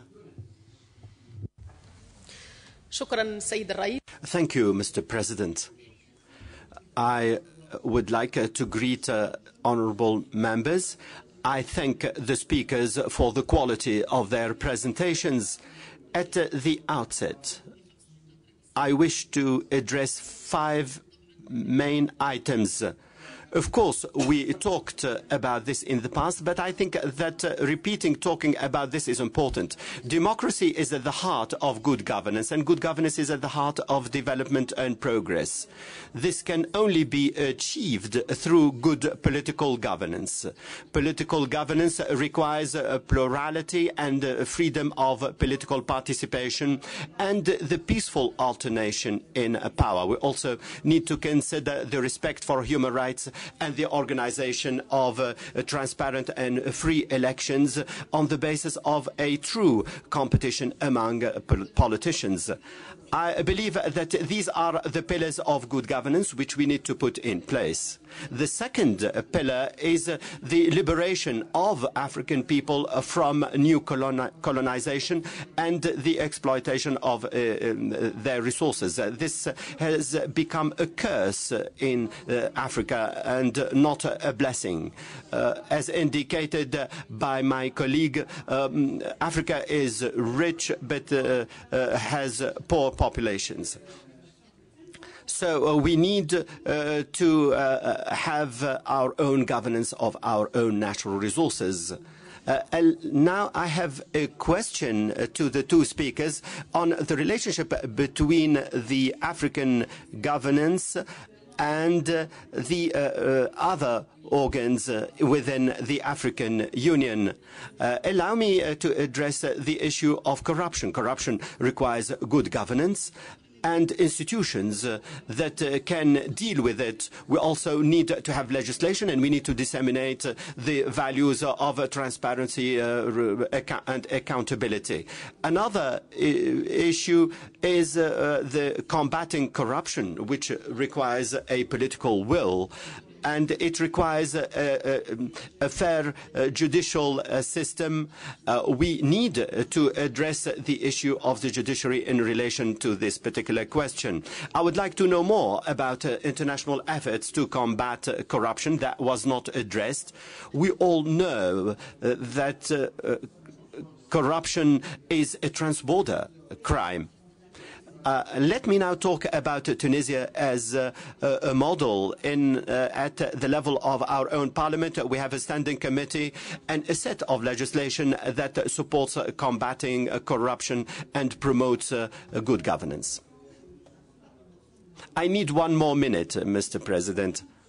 Also, in relation to the judicial system, now we have a High Council of the Judiciary, and we have also a Constitutional Committee that combats corruption. We hope that this will enable us to lay the foundations of good governance. I have a question to the fourth speaker. How can we choose success stories in the area of women's rights? I believe that the Tunisian experience is worthy of presentation and consideration. Mr. President, this is a question to you. Why don't we organize a training workshop for the new members to know more about the African Union and its and the related organs, including the Pan-African Parliament, and this will enable the new members to be more effective in their role. I thank you. Thank you very much, dear colleagues. Honorable Claudine Prudence from Benin. Thank you very much, Mr. President, for the floor. Please allow me, Mr. President, to congratulate the presenters for the quality of the papers presented. Mr. President, concerning these issues, we have heard the two motions that we are debating upon. There is a link between the resources of countries and the fight against corruption. Many countries allow external countries to interfere in their affairs and to exploit and waste their environment. The development of these resources is meant to generate revenue that would allow true accelerated development for the continent. Over and above resources, we need to remember that there needs to be job creation. Economic operators from other countries sometimes come and allow the development of these services themselves, whereas Africans themselves are expert enough to engage in the development of their continent. This kind of situation has been spoken about for many years in Benin, in DRC, and in other countries. And it is for that reason, Mr. President, that I am totally in favor of the motion of the struggle for corruption in Africa, and for the motion that says that Africa should enjoy all its mining resources as well as services and expertise given by African experts. Thank you. Thank you very much. The general debate is now closed. I should like to now invite Dr. Khabele to respond to the issues raised. Please, could you come to the front, Dr. Khabele? Thank you.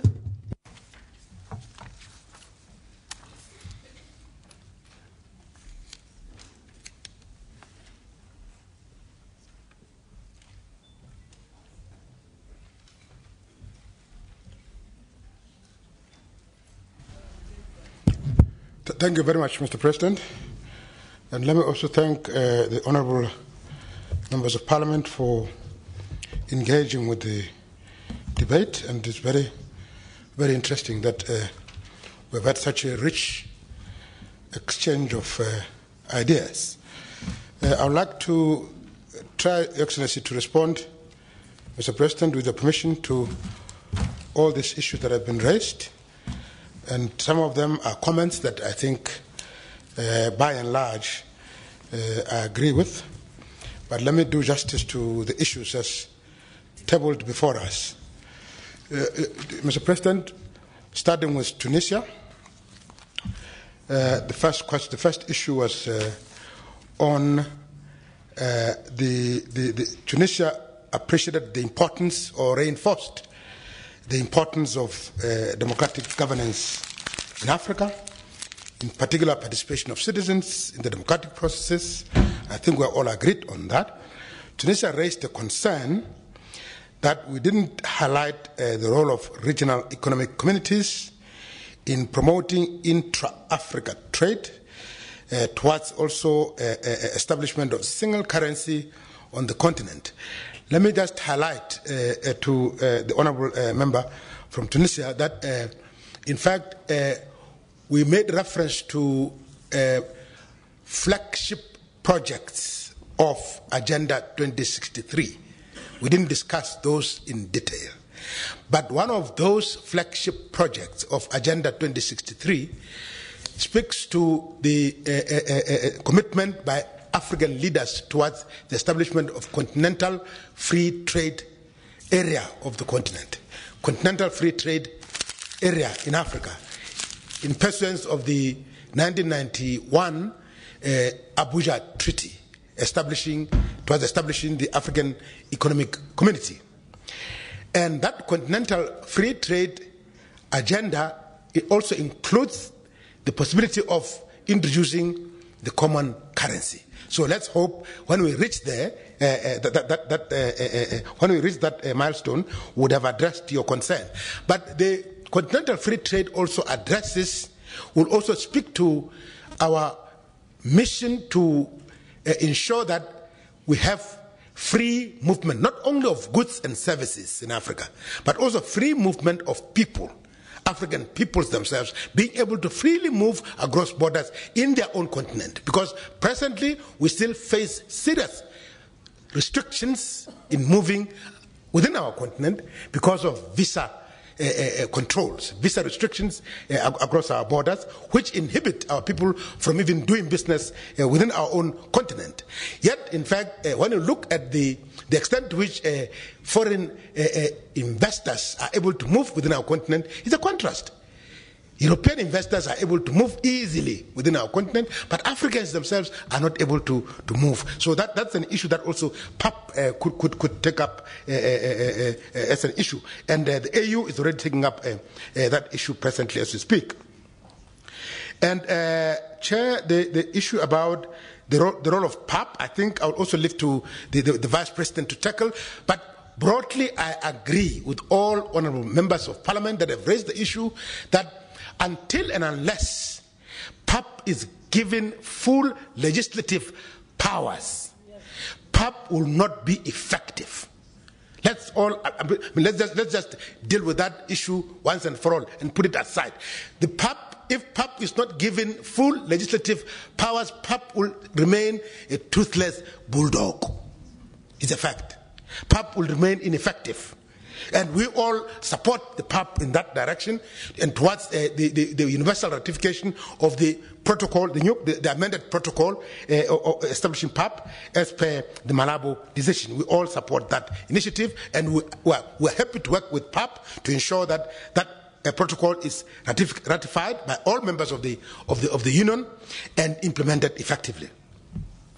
And Mr. President, the issue by Rwanda on the acceleration of ratification of shared values instruments, I agree with the Rwandan, the input by the honourable member from Rwanda on that. And just to update here, in response to the question, how many people have ratified, how many member states or how many member states of the AU have ratified the African Charter on Democracy, Elections and Governance? So far, I think we are at 25 only. We are at 25. Yet the Charter was adopted in 2007, and the Charter came into force in 2012, but we are at 25 out of a total membership of 54 AU member states. And this is really an indictment. And I think we can commit here, all of us, to ensure that we push for universal. We are pushing for universal ratification of the African Charter on Democracy, Election and Governance, and we call upon PAP to join forces with us to ensure that we have a larger number of member states ratifying the Charter, not only ratifying but also domesticating and implementing the Charter. And we would like to make this clarion call to the PAP, in particular this year being the year of human rights, the Africa Year of Human Rights, with special focus on the rights of women, Mr. President. The DRC, Mr. President, I think I agreed 100% with the analysis of the DRC, the honourable member of parliament from DRC, in articulating the way the key pillars of our governance systems in Africa, namely legislature, the executive and the judiciary. And I also agree 100% with him that for us to move forward and advance the democracy and governance agenda of our union effectively, we have to lay more emphasis on strengthening the judiciary and strengthening parliaments. And in that regard, containing the dominance of the executive. The executive power has to be contained, has to be restrained, has to be cut down to size, so that you give enough power to the legislature and to the judiciary. That's what would then result into a balance of the separation of powers and checks and balances that are required in the governance system. So I agree 100%, Mr. President, with that sentiment from the honourable member from DRC. Honourable member from Ethiopia, the intervention on strong institutions. Yes, and in fact, the two interventions from Ethiopia actually speak to each other. The first one and the second. In terms of emphasizing, maybe I can take them, I can couple them together. In terms of emphasizing the importance of institutions, we agree. Without strong, resilient, and efficient institutions, there's no way we can have democracy thriving on our continent. We therefore need strong, resilient, and effective institutions in all our countries. It's a fact. But let's also not forget that we also need visionary and transformative leaders.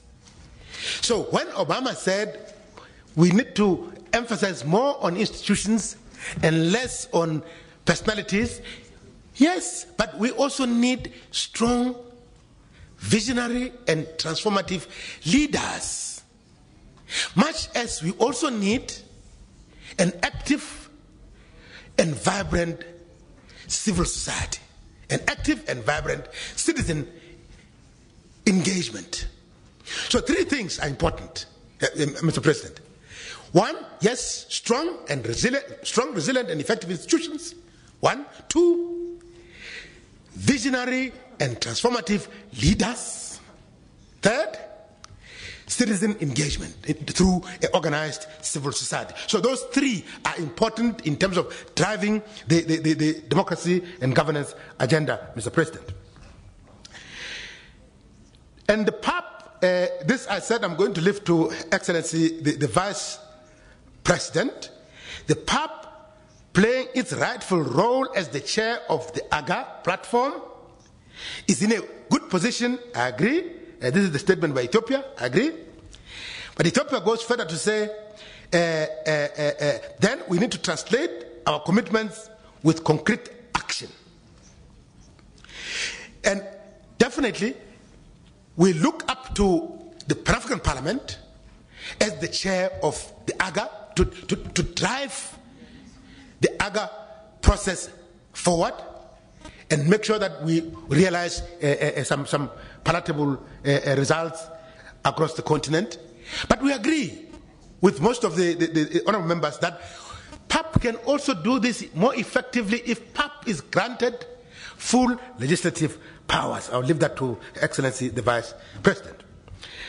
Burkina Faso, I agree with you, and your question, it's an important one, honourable member, of whether the early warning system in Africa is working. How effective is it? Excellencies, you'll recall that we have the African architecture, the African peace and security architecture, with 5 main pillars. One of those pillars is the continental early warning system.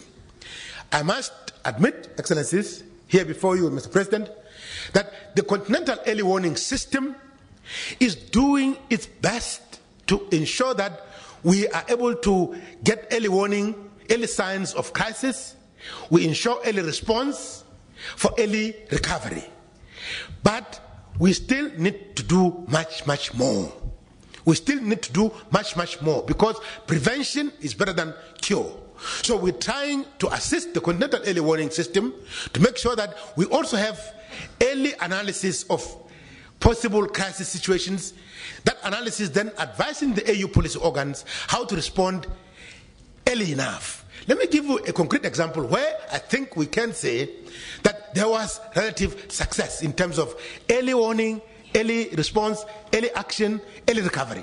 This, to my mind, Mr. President, is Burkina Faso. And I'm glad that we have honourable members from Burkina Faso here. The crisis in Burkina Faso that essentially amounted to unconstitutional change of government, and that was followed by also a military coup. The AU, working together with the ECOWAS and the UN, were able to intervene early enough to ensure that that crisis does not get out of hand, does not escalate into outright war. And Mr. President, fortunately, Burkina Faso is back on track through a very peaceful and democratic election that was held there very recently. So I wanted just to highlight that, Mr. President, in response to Burkina Faso. In fact, the question was coming from Burkina Faso itself. So the response, actually, my response makes that example of Burkina Faso as a case in point that can be emulated across our continent in terms of early response. Guinea, yes, these are very important questions that Guinea has raised, and a number of other members of Parliament have raised them. This relates to the problem of entrenching, or rather the challenge of entrenching constitutionalism and rule of law on our continent.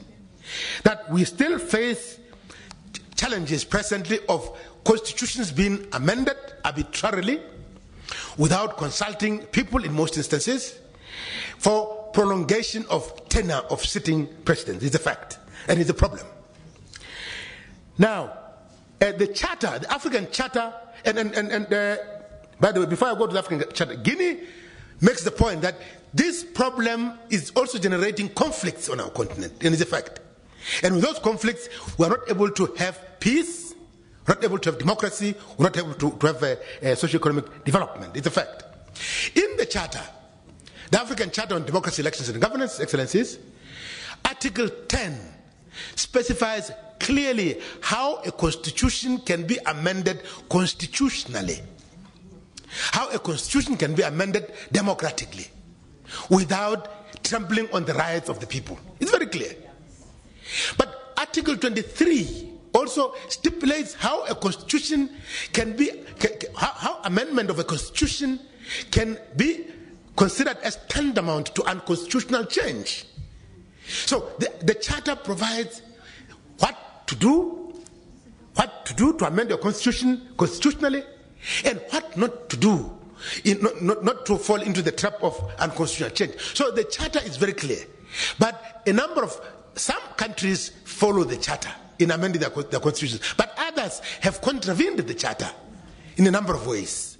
And this is a problem that I think PAP also needs to come to the party. We address this problem together. Presently, we are trying to develop, and we would like to invite PAP to be with us in this. We are trying to develop guidelines. The Peace and Security Council has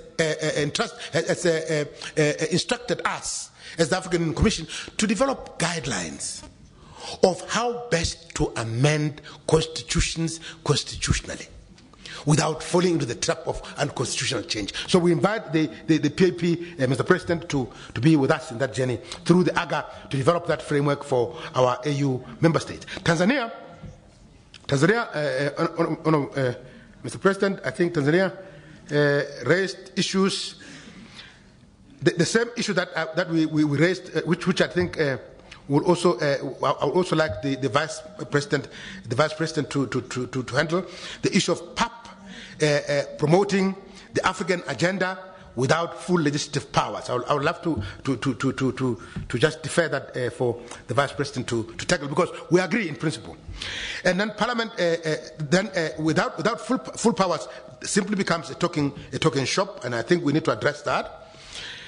And therefore, that as PAP chairs the African governance architecture and its platform, PAP would be in a position again to promote the idea, or even advocate for the full ratification of the new PAP protocol, and we will be in support of that as the African Union Commission, in supporting PAP to achieve that vision. It would be very historic actually if we could have simultaneously.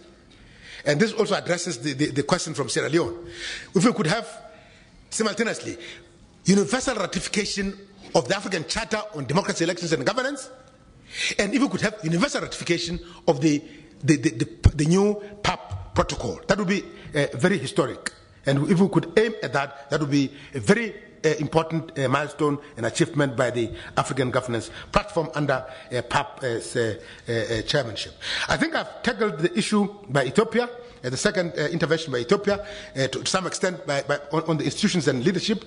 I think the only issue there that's remaining is the idea that now that the PAP is the chair of the AGA and its platform, we need to take advantage of the PAP's political clout and political leverage to ensure that we push for universal ratification of some of these key AU shared values instruments. But to do that, we need an action plan. That's what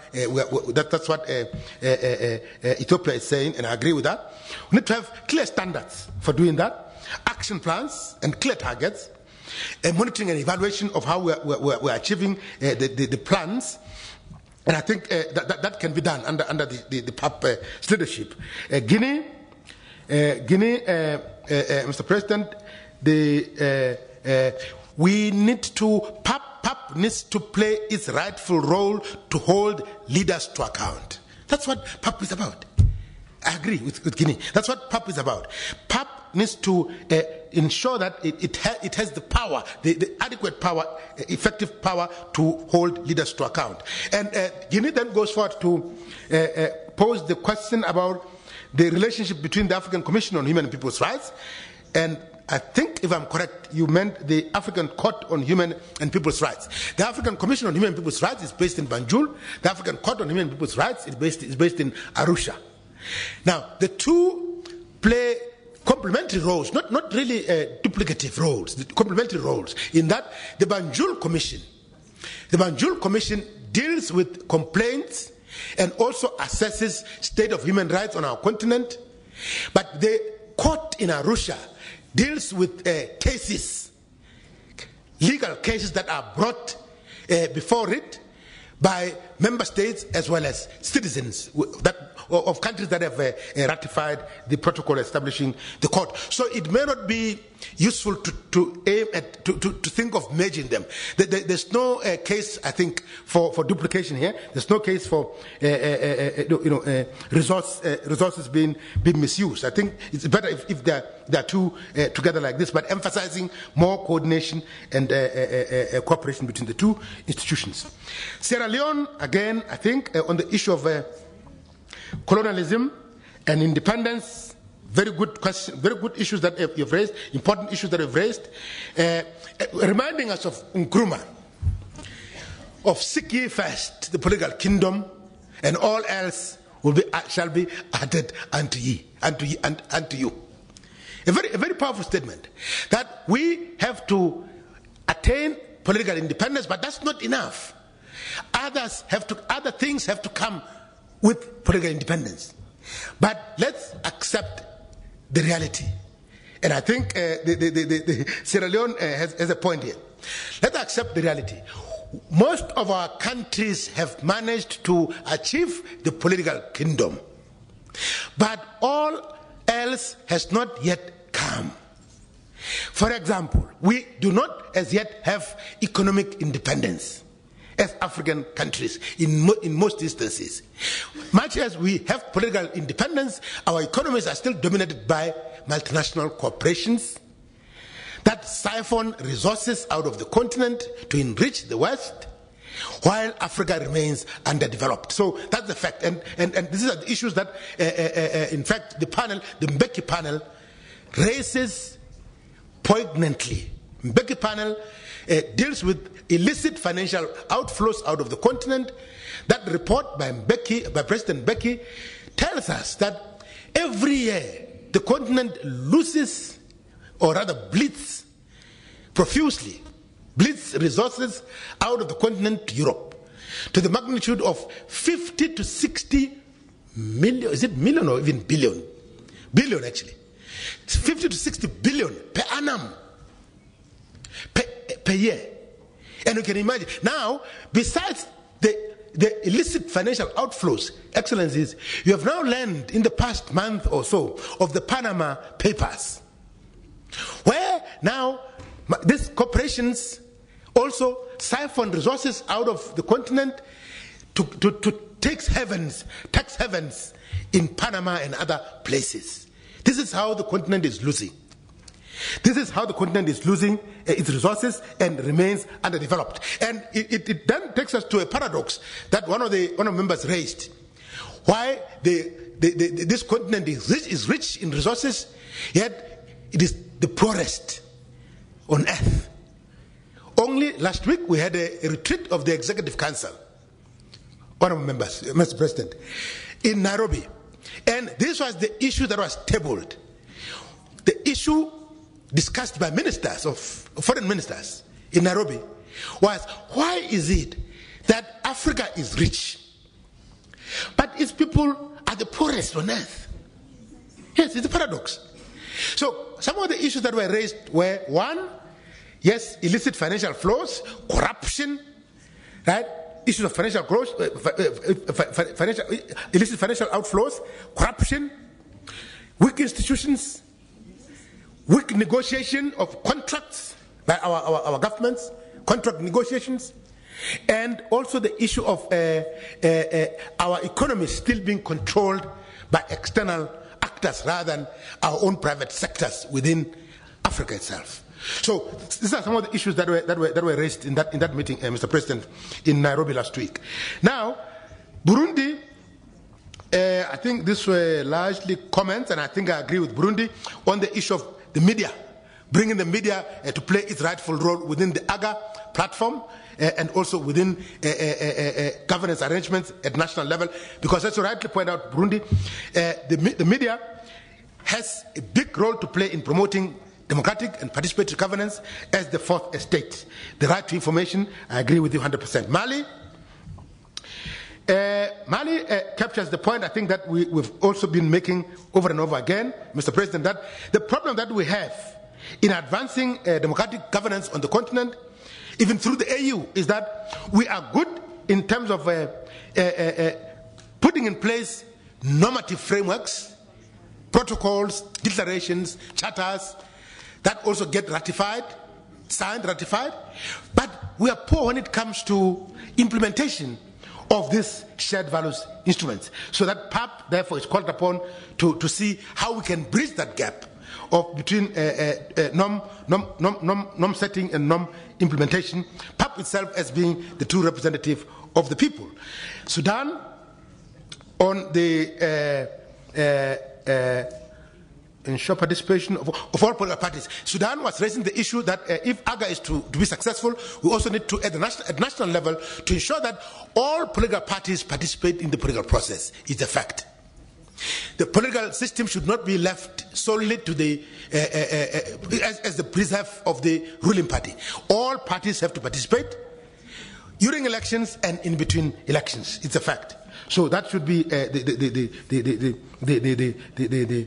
the motto and the principle. And also the issue of youth risking their lives through the Mediterranean Sea, trying to go explore, greener pastures in Europe is the problem that we all need to address. And we can address that if the democratic system is working on the continent and youth and women are able to participate effectively. That can be addressed so that our people don't risk their lives through the Mediterranean Sea. And we prioritize the livelihoods of our people. Liberia, 100% I agree that we still have a problem on our continent in terms of managing diversity. Constructive management of diversity is a problem. We still have problems where we still, within our countries, look at each other through lenses that are divisive, not unifying. Ethnic lenses, religious lenses, color, racial lenses, right?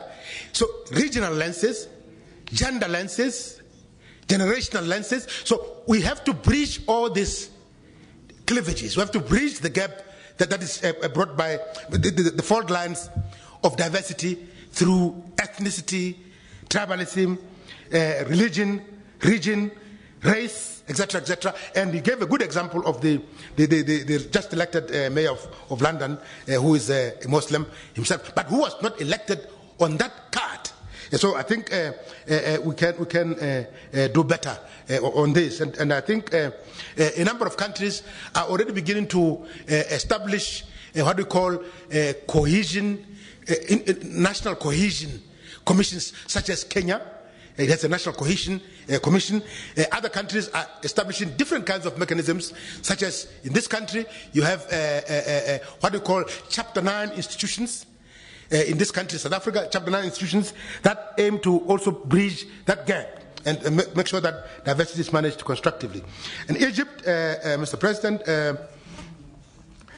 yes, the level of development also does have impact on our democratic advancement.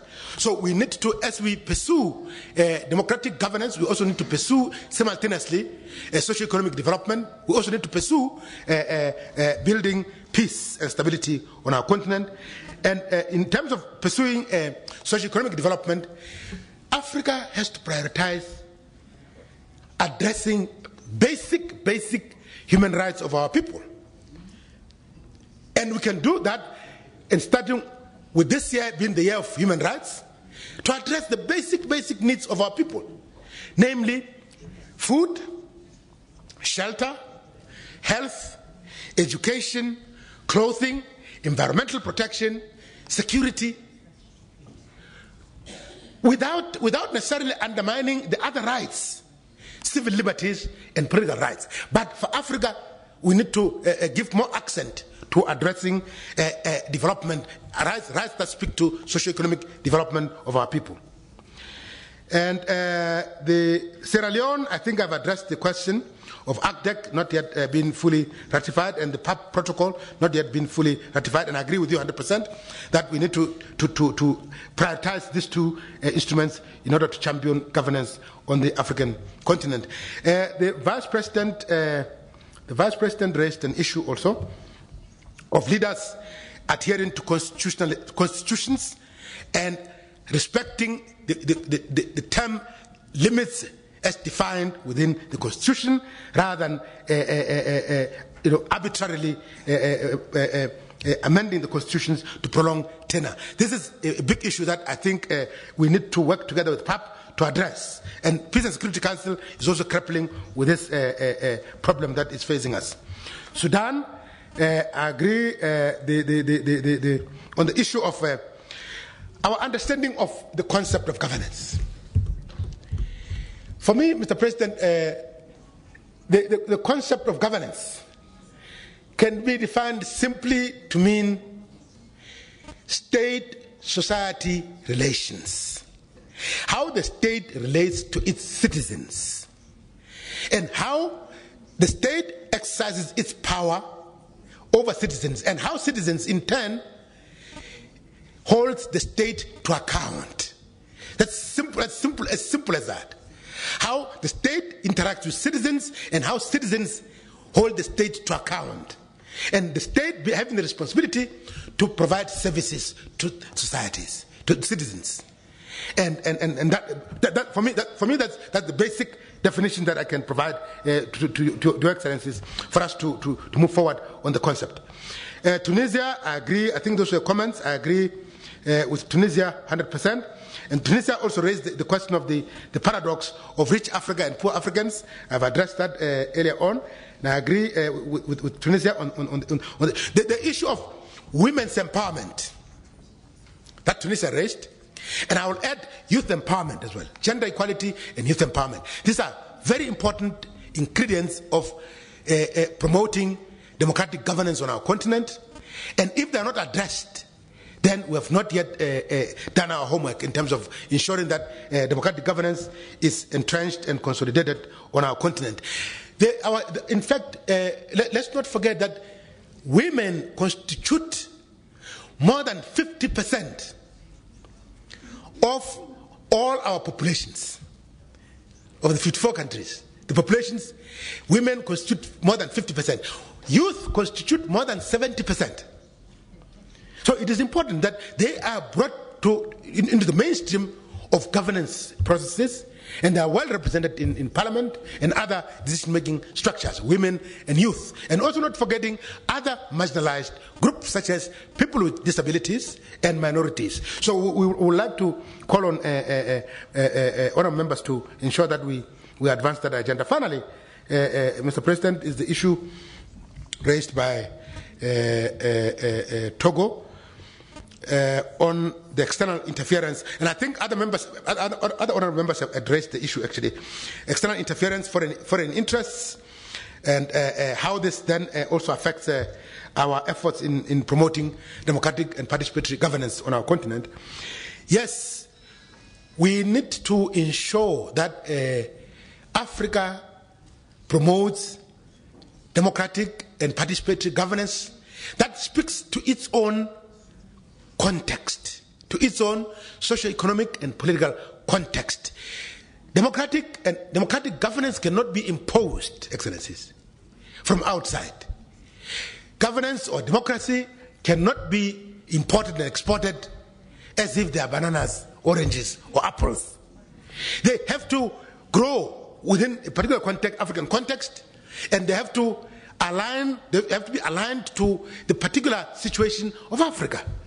That is why it is important, therefore, that Africa determines its own governance systems based on the ideology of Pan-Africanism and African Renaissance. And this is where the Pan-African Parliament then comes in to play a key role as the chair of the African governance architecture and its platform. Thank you, Mr. President. I thank you, sir. Thank you.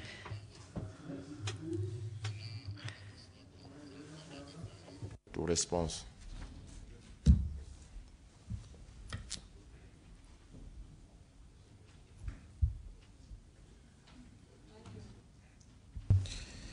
Thank you very much, Mr. President. I want to thank my colleagues for such a passionate debate. I can understand the passion, and I can also sense a sense of disappointment, a sense of also displeasure, especially when it comes to the position of PAP vis-à-vis the African Union. We still continue to be an advisory body, and that is actually affecting the extent to which we can carry out our legislative functions of lawmaking, of oversight, and also representation of the African peoples. So I can understand. I want to thank my colleagues. Dr. Matlosa has really taken his time to explain most of the issues, to clarify most of the issues raised. So for some of those issues, I will only speak to them if I have additional information to give.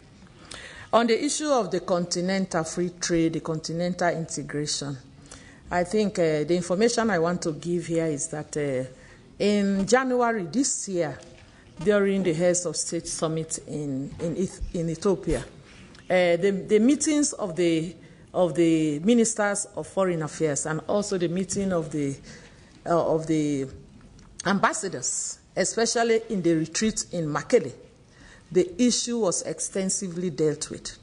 Already, we have some countries, like if you take the ECOWAS region, wherein no ECOWAS member needs visa to enter another ECOWAS country before you leave your country. You are given a visa to stay for 90 days, after which, if you want to extend your stay, you can do it. We know that Rwanda has now also waived any prior visa application. You get to Rwanda, then at the port of entry, you have your visa. So that was a big concern. And at the end of the day, it was the decision, and that decision was acclaimed and was passed unanimously, that all countries should at least give visas on entry for 30 days, but or even more, depending on the wishes of the country. That, however, did not take away from the countries the right to do due diligence. Because in as much as we want to give visas on entry, we also have to make sure that we protect our country from terrorist movements, from people that would come with ulterior motive.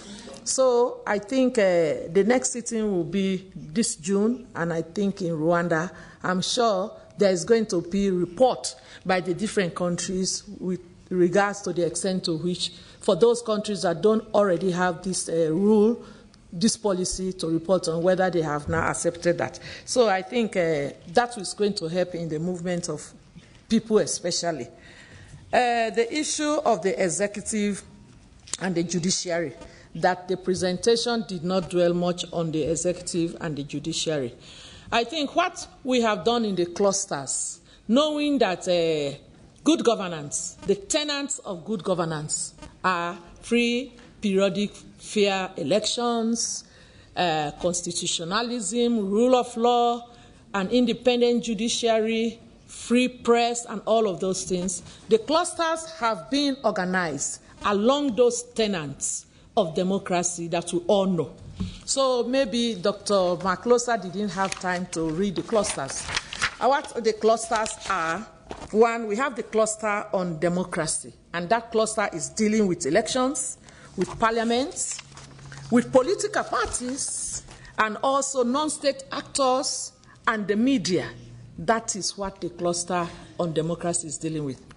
The cluster on governance is dealing with public service and administration. That is, the executive is dealing with the local governance and decentralization. It's also dealing with accountability and anti-corruption. And in fact, if you go to also the Charter on the African Charter on Democracy, Elections and Good Governance, all of these clusters have chapters and articles.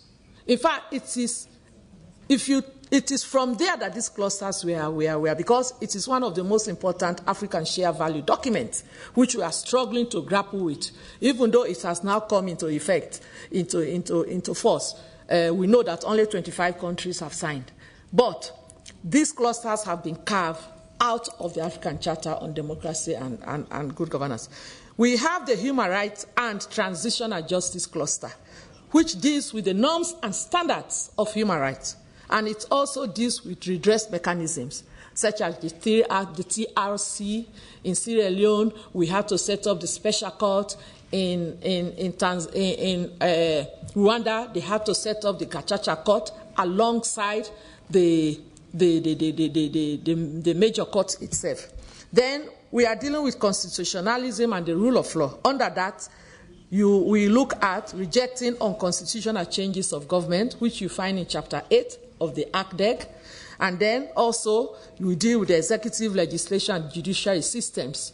And then lastly, we are dealing with humanitarian assistance. That cluster will deal with free movement of people, refugees, and protection of civilians. So when you look at the mandate of each of these 5 clusters, although there are overlaps, but they clearly also address the salient issues in the African Charter on Democracy and Good Governance. The issue of PAP, whether PAP is known in all our countries. This is not a new question. This is also a burning issue. This has been a recurrent issue that has been debated here in PAP, has been debated in the different advocacy missions that have been discussed, and presentations have been made. Yes, we agree that PAP is not as well known as it should be. But even the parent body, the African Union, is not as well known as it's supposed to be. So I think in this parliament, we have had several debates and we have come up with several strategies, how we make the PAP known. Because even when you come in, sometimes you present your Pan-African Parliament diplomatic passport. Sometimes, depending on who you meet, you can wait until they clarify some issues. So I think we have the roadmap for improving on the visibility of the PAP. We know that the speakers and the Secretary Generals of Parliament meet here every year in August. And one of the issues that have been the agenda item has been the visibility of PAP. How do we make PAP visible in our respective countries? The speakers and the Secretary Generals have agreed in their communique that every parliament will set up a PAP desk with a liaison. That PAP desk is going to be the liaison between the national parliament through their 5 delegates that comes here with the Pan-African Parliament. The PAP desk will be the one every year to ensure that there is a plan of action of rolling out PAP to the peoples of that country. And we have set a deadline that August this year would be the deadline in which every Speaker of Parliament and the Deputy Clerk and their clerks will send to us here before the next meeting of the clerks. Will send to us here the name of the focal point and the modalities they have put in place to establish the PAP desk. For example, one of the work of the PAP desk will be every year there is going to be a PAP day.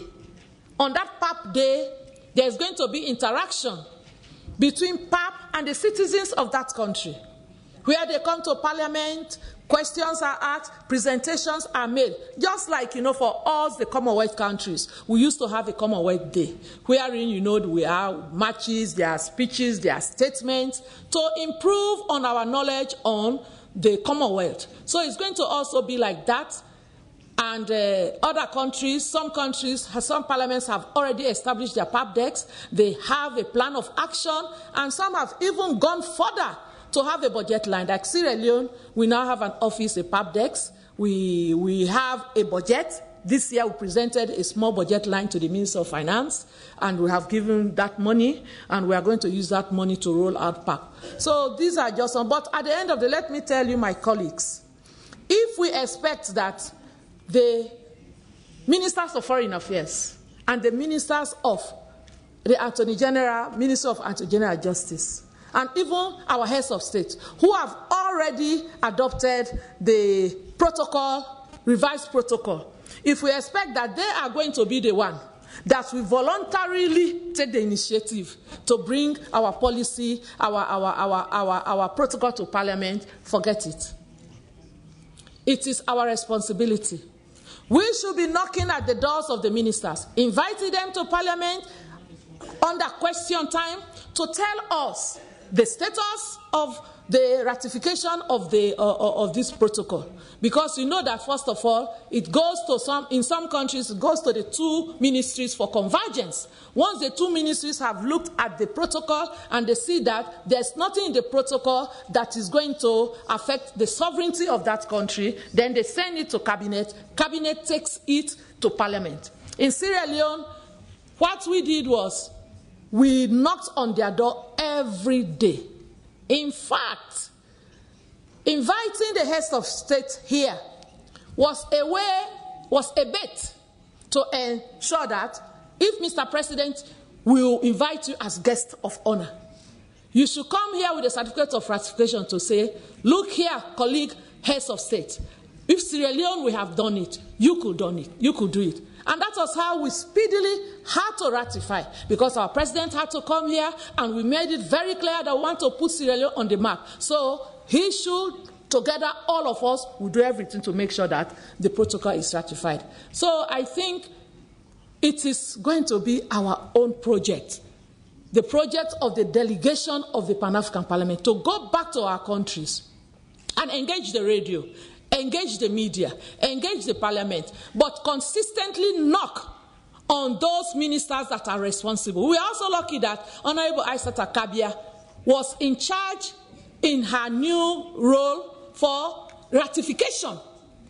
So that is how she, again, every day followed up on where the process was. So I think it has to be our own responsibility in addition to the responsibility of the heads of state. If they didn't want us to become a legislative body, then why spend so much time and money in Malabo to debate it? Why have we sent every time our president, our vice president are in Malabo using taxpayers' funds to pressurize, to clarify issues that comes from the PRC for it? So if they have now seen that it is time we have the legislative function, they should also have the moral responsibility to move from the adoption to the operationalization. But as I said, sometimes it may not be in their interest. So it is us, the members of Parliament, that have to make sure that it is done. Strong institutions and not strong leaders. I disagree. With all due respect to our learned brother Obama, I disagree. Who makes strong institutions? Strong leaders. If you have a strong, visionary, forward-looking leader, that leader will transform the institutions to make them strong. Even if you have a strong institution, but if you have a very weak and less visionary leader, that leader can destroy that strong institution. So it's an issue of the chicken and the egg. Which one comes before each other? So institutions don't come from the sky and fall in countries. It is individuals that work to transform ideals into tangible realities, ideas of good governance, ideas of accountability, your idea to provide for your people, your idea to have a zero tolerance to corruption. It is these ideals that are transformed into structural framework to give us these strong institutions. So while I agree that Africa needs strong institutions, Africa needs strong leaders to create those institutions or to sustain those institutions. When leaders come, they should continue on where subsequent leaders have left. But if you have a weak leader, when they come, they will dismantle all the strong institutions because maybe they don't want to acknowledge the good work of their predecessors.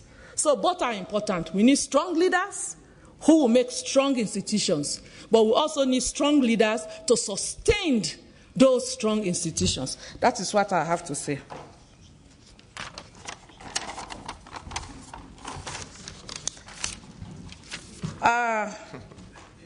I just want to say to my sister from Conakry that, yes, we have leaders in Africa that have judiciously held on to the Constitution.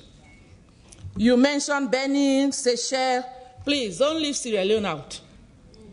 Sierra Leone, we have maintained our 2 terms.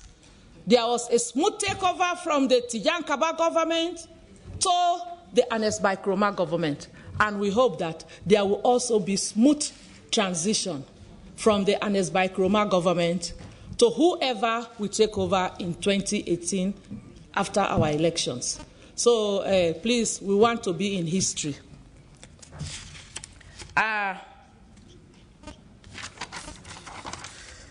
The media, we were told that what is the role of the media? I've already said that among the clusters, the media is key on the first cluster, democracy, and that means the media. But also, if we look in our ACT deck here, the role of the media is also very clear. If you take chapter 2, paragraph 10 of the media, paragraph 10, it says clearly that promote the establishment of the necessary conditions to foster citizen participation, transparency, access to information, freedom of the press, and accountability of the management of public affairs. So the media is key in any democratic institutions because the media would educate, inform, but also call both parties to account. So it's very important that we have a free media. At the same time, while also calling on the media to adhere to the code of practice. We have seen also how media in our countries have sent out hate messages. The issue of Rwanda, a particular media, was very instrumental in the genocide, and we have also seen it in other countries. So while the media is important in democratic institutions, they must also be responsible and have an obligation to ensure that by what they send out, they don't burn the country.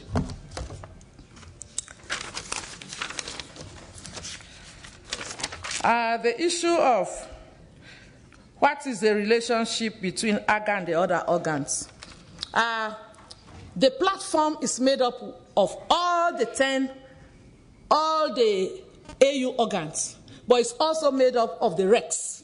In fact, the COMESA is the vice president of the AGA platform, in addition to all the other organs. So there is a good relationship because we are talking of the African, the political architecture, and without all the platforms coming to it, then it will become a problem. So there is a very good relationship between us, the platform. And then the corruption, the issue of corruption was introduced. Again, as you had, under the governance cluster, anti-corruption and accountability is key here. And it's also very, very key also in the ACT deck, because corruption is one that is sipping our resources away. So it is an important issue and it's also part of the cluster. But let me say that also in our countries, most of us have an anti-corruption act. In fact, some have revised it, like Sierra Leone, to add money laundering and terrorist financing, because it's very important. Most of the corruption also takes place when money is being laundered. So it's important that we take it on board. It was a pity that our colleague who moved the second motion here could not continue with the motion, because the issue of our natural resources, because I'm addressing it because somebody alluded to the interconnectivity between our natural resources and corruption. Our natural resources are very rich, but I agree one way we are going to ensure that it benefits us is through beneficiation. That is, we must process our natural resources, even if not to the final product, but to the semi-product for us to be able to export it. Because in the beneficiation process, we create more jobs. You create the need for other complementary institutions to provide other services to the beneficiation project. But what we have also learned is that most times we give concession for a single mineral to an industry. But, for example, if you take bauxite, bauxite does not, it's not found alone. Bauxite is found in composition with other minerals. But most of the time, it is the main mineral that is the form or the major source of the contract. But when we export the raw materials, what happens to the other minerals that are found in those raw materials? They may be of very good value and also highly, with high value. What happens? Report is only made to us on that mineral for which the contract is. Report is not made to us for the other minerals. So in the process, we lose double because we don't get the royalties, neither do we get the correct profit on those other minerals that are not part of. So that is why beneficiation is very good. There is a lot of corruption also in the mineral sector. We have seen this. When Thabo Mbeki dealt with illicit flows, we know exactly how some of these illicit flows are done. So we must address ourselves as Parliament and as Africans. What mechanisms we put in place to ensure that we benefit from mineral? Of course, corruption is going to be one. But also, we must ensure that we have trained, skilled manpower to ensure that we put them in some of these institutions. Otherwise, what we are seeing is that when we sign these contracts, majority of the companies are bringing in not only skilled labor, but sometimes even semi-skilled labor. And sometimes, if we are not very discerning, they even bring in the local non-skilled labor. So that is why it's important that we make sure that we tie these things together. I think I cannot agree more with the suggestion that we have a workshop on the African Union organ for members of this parliament.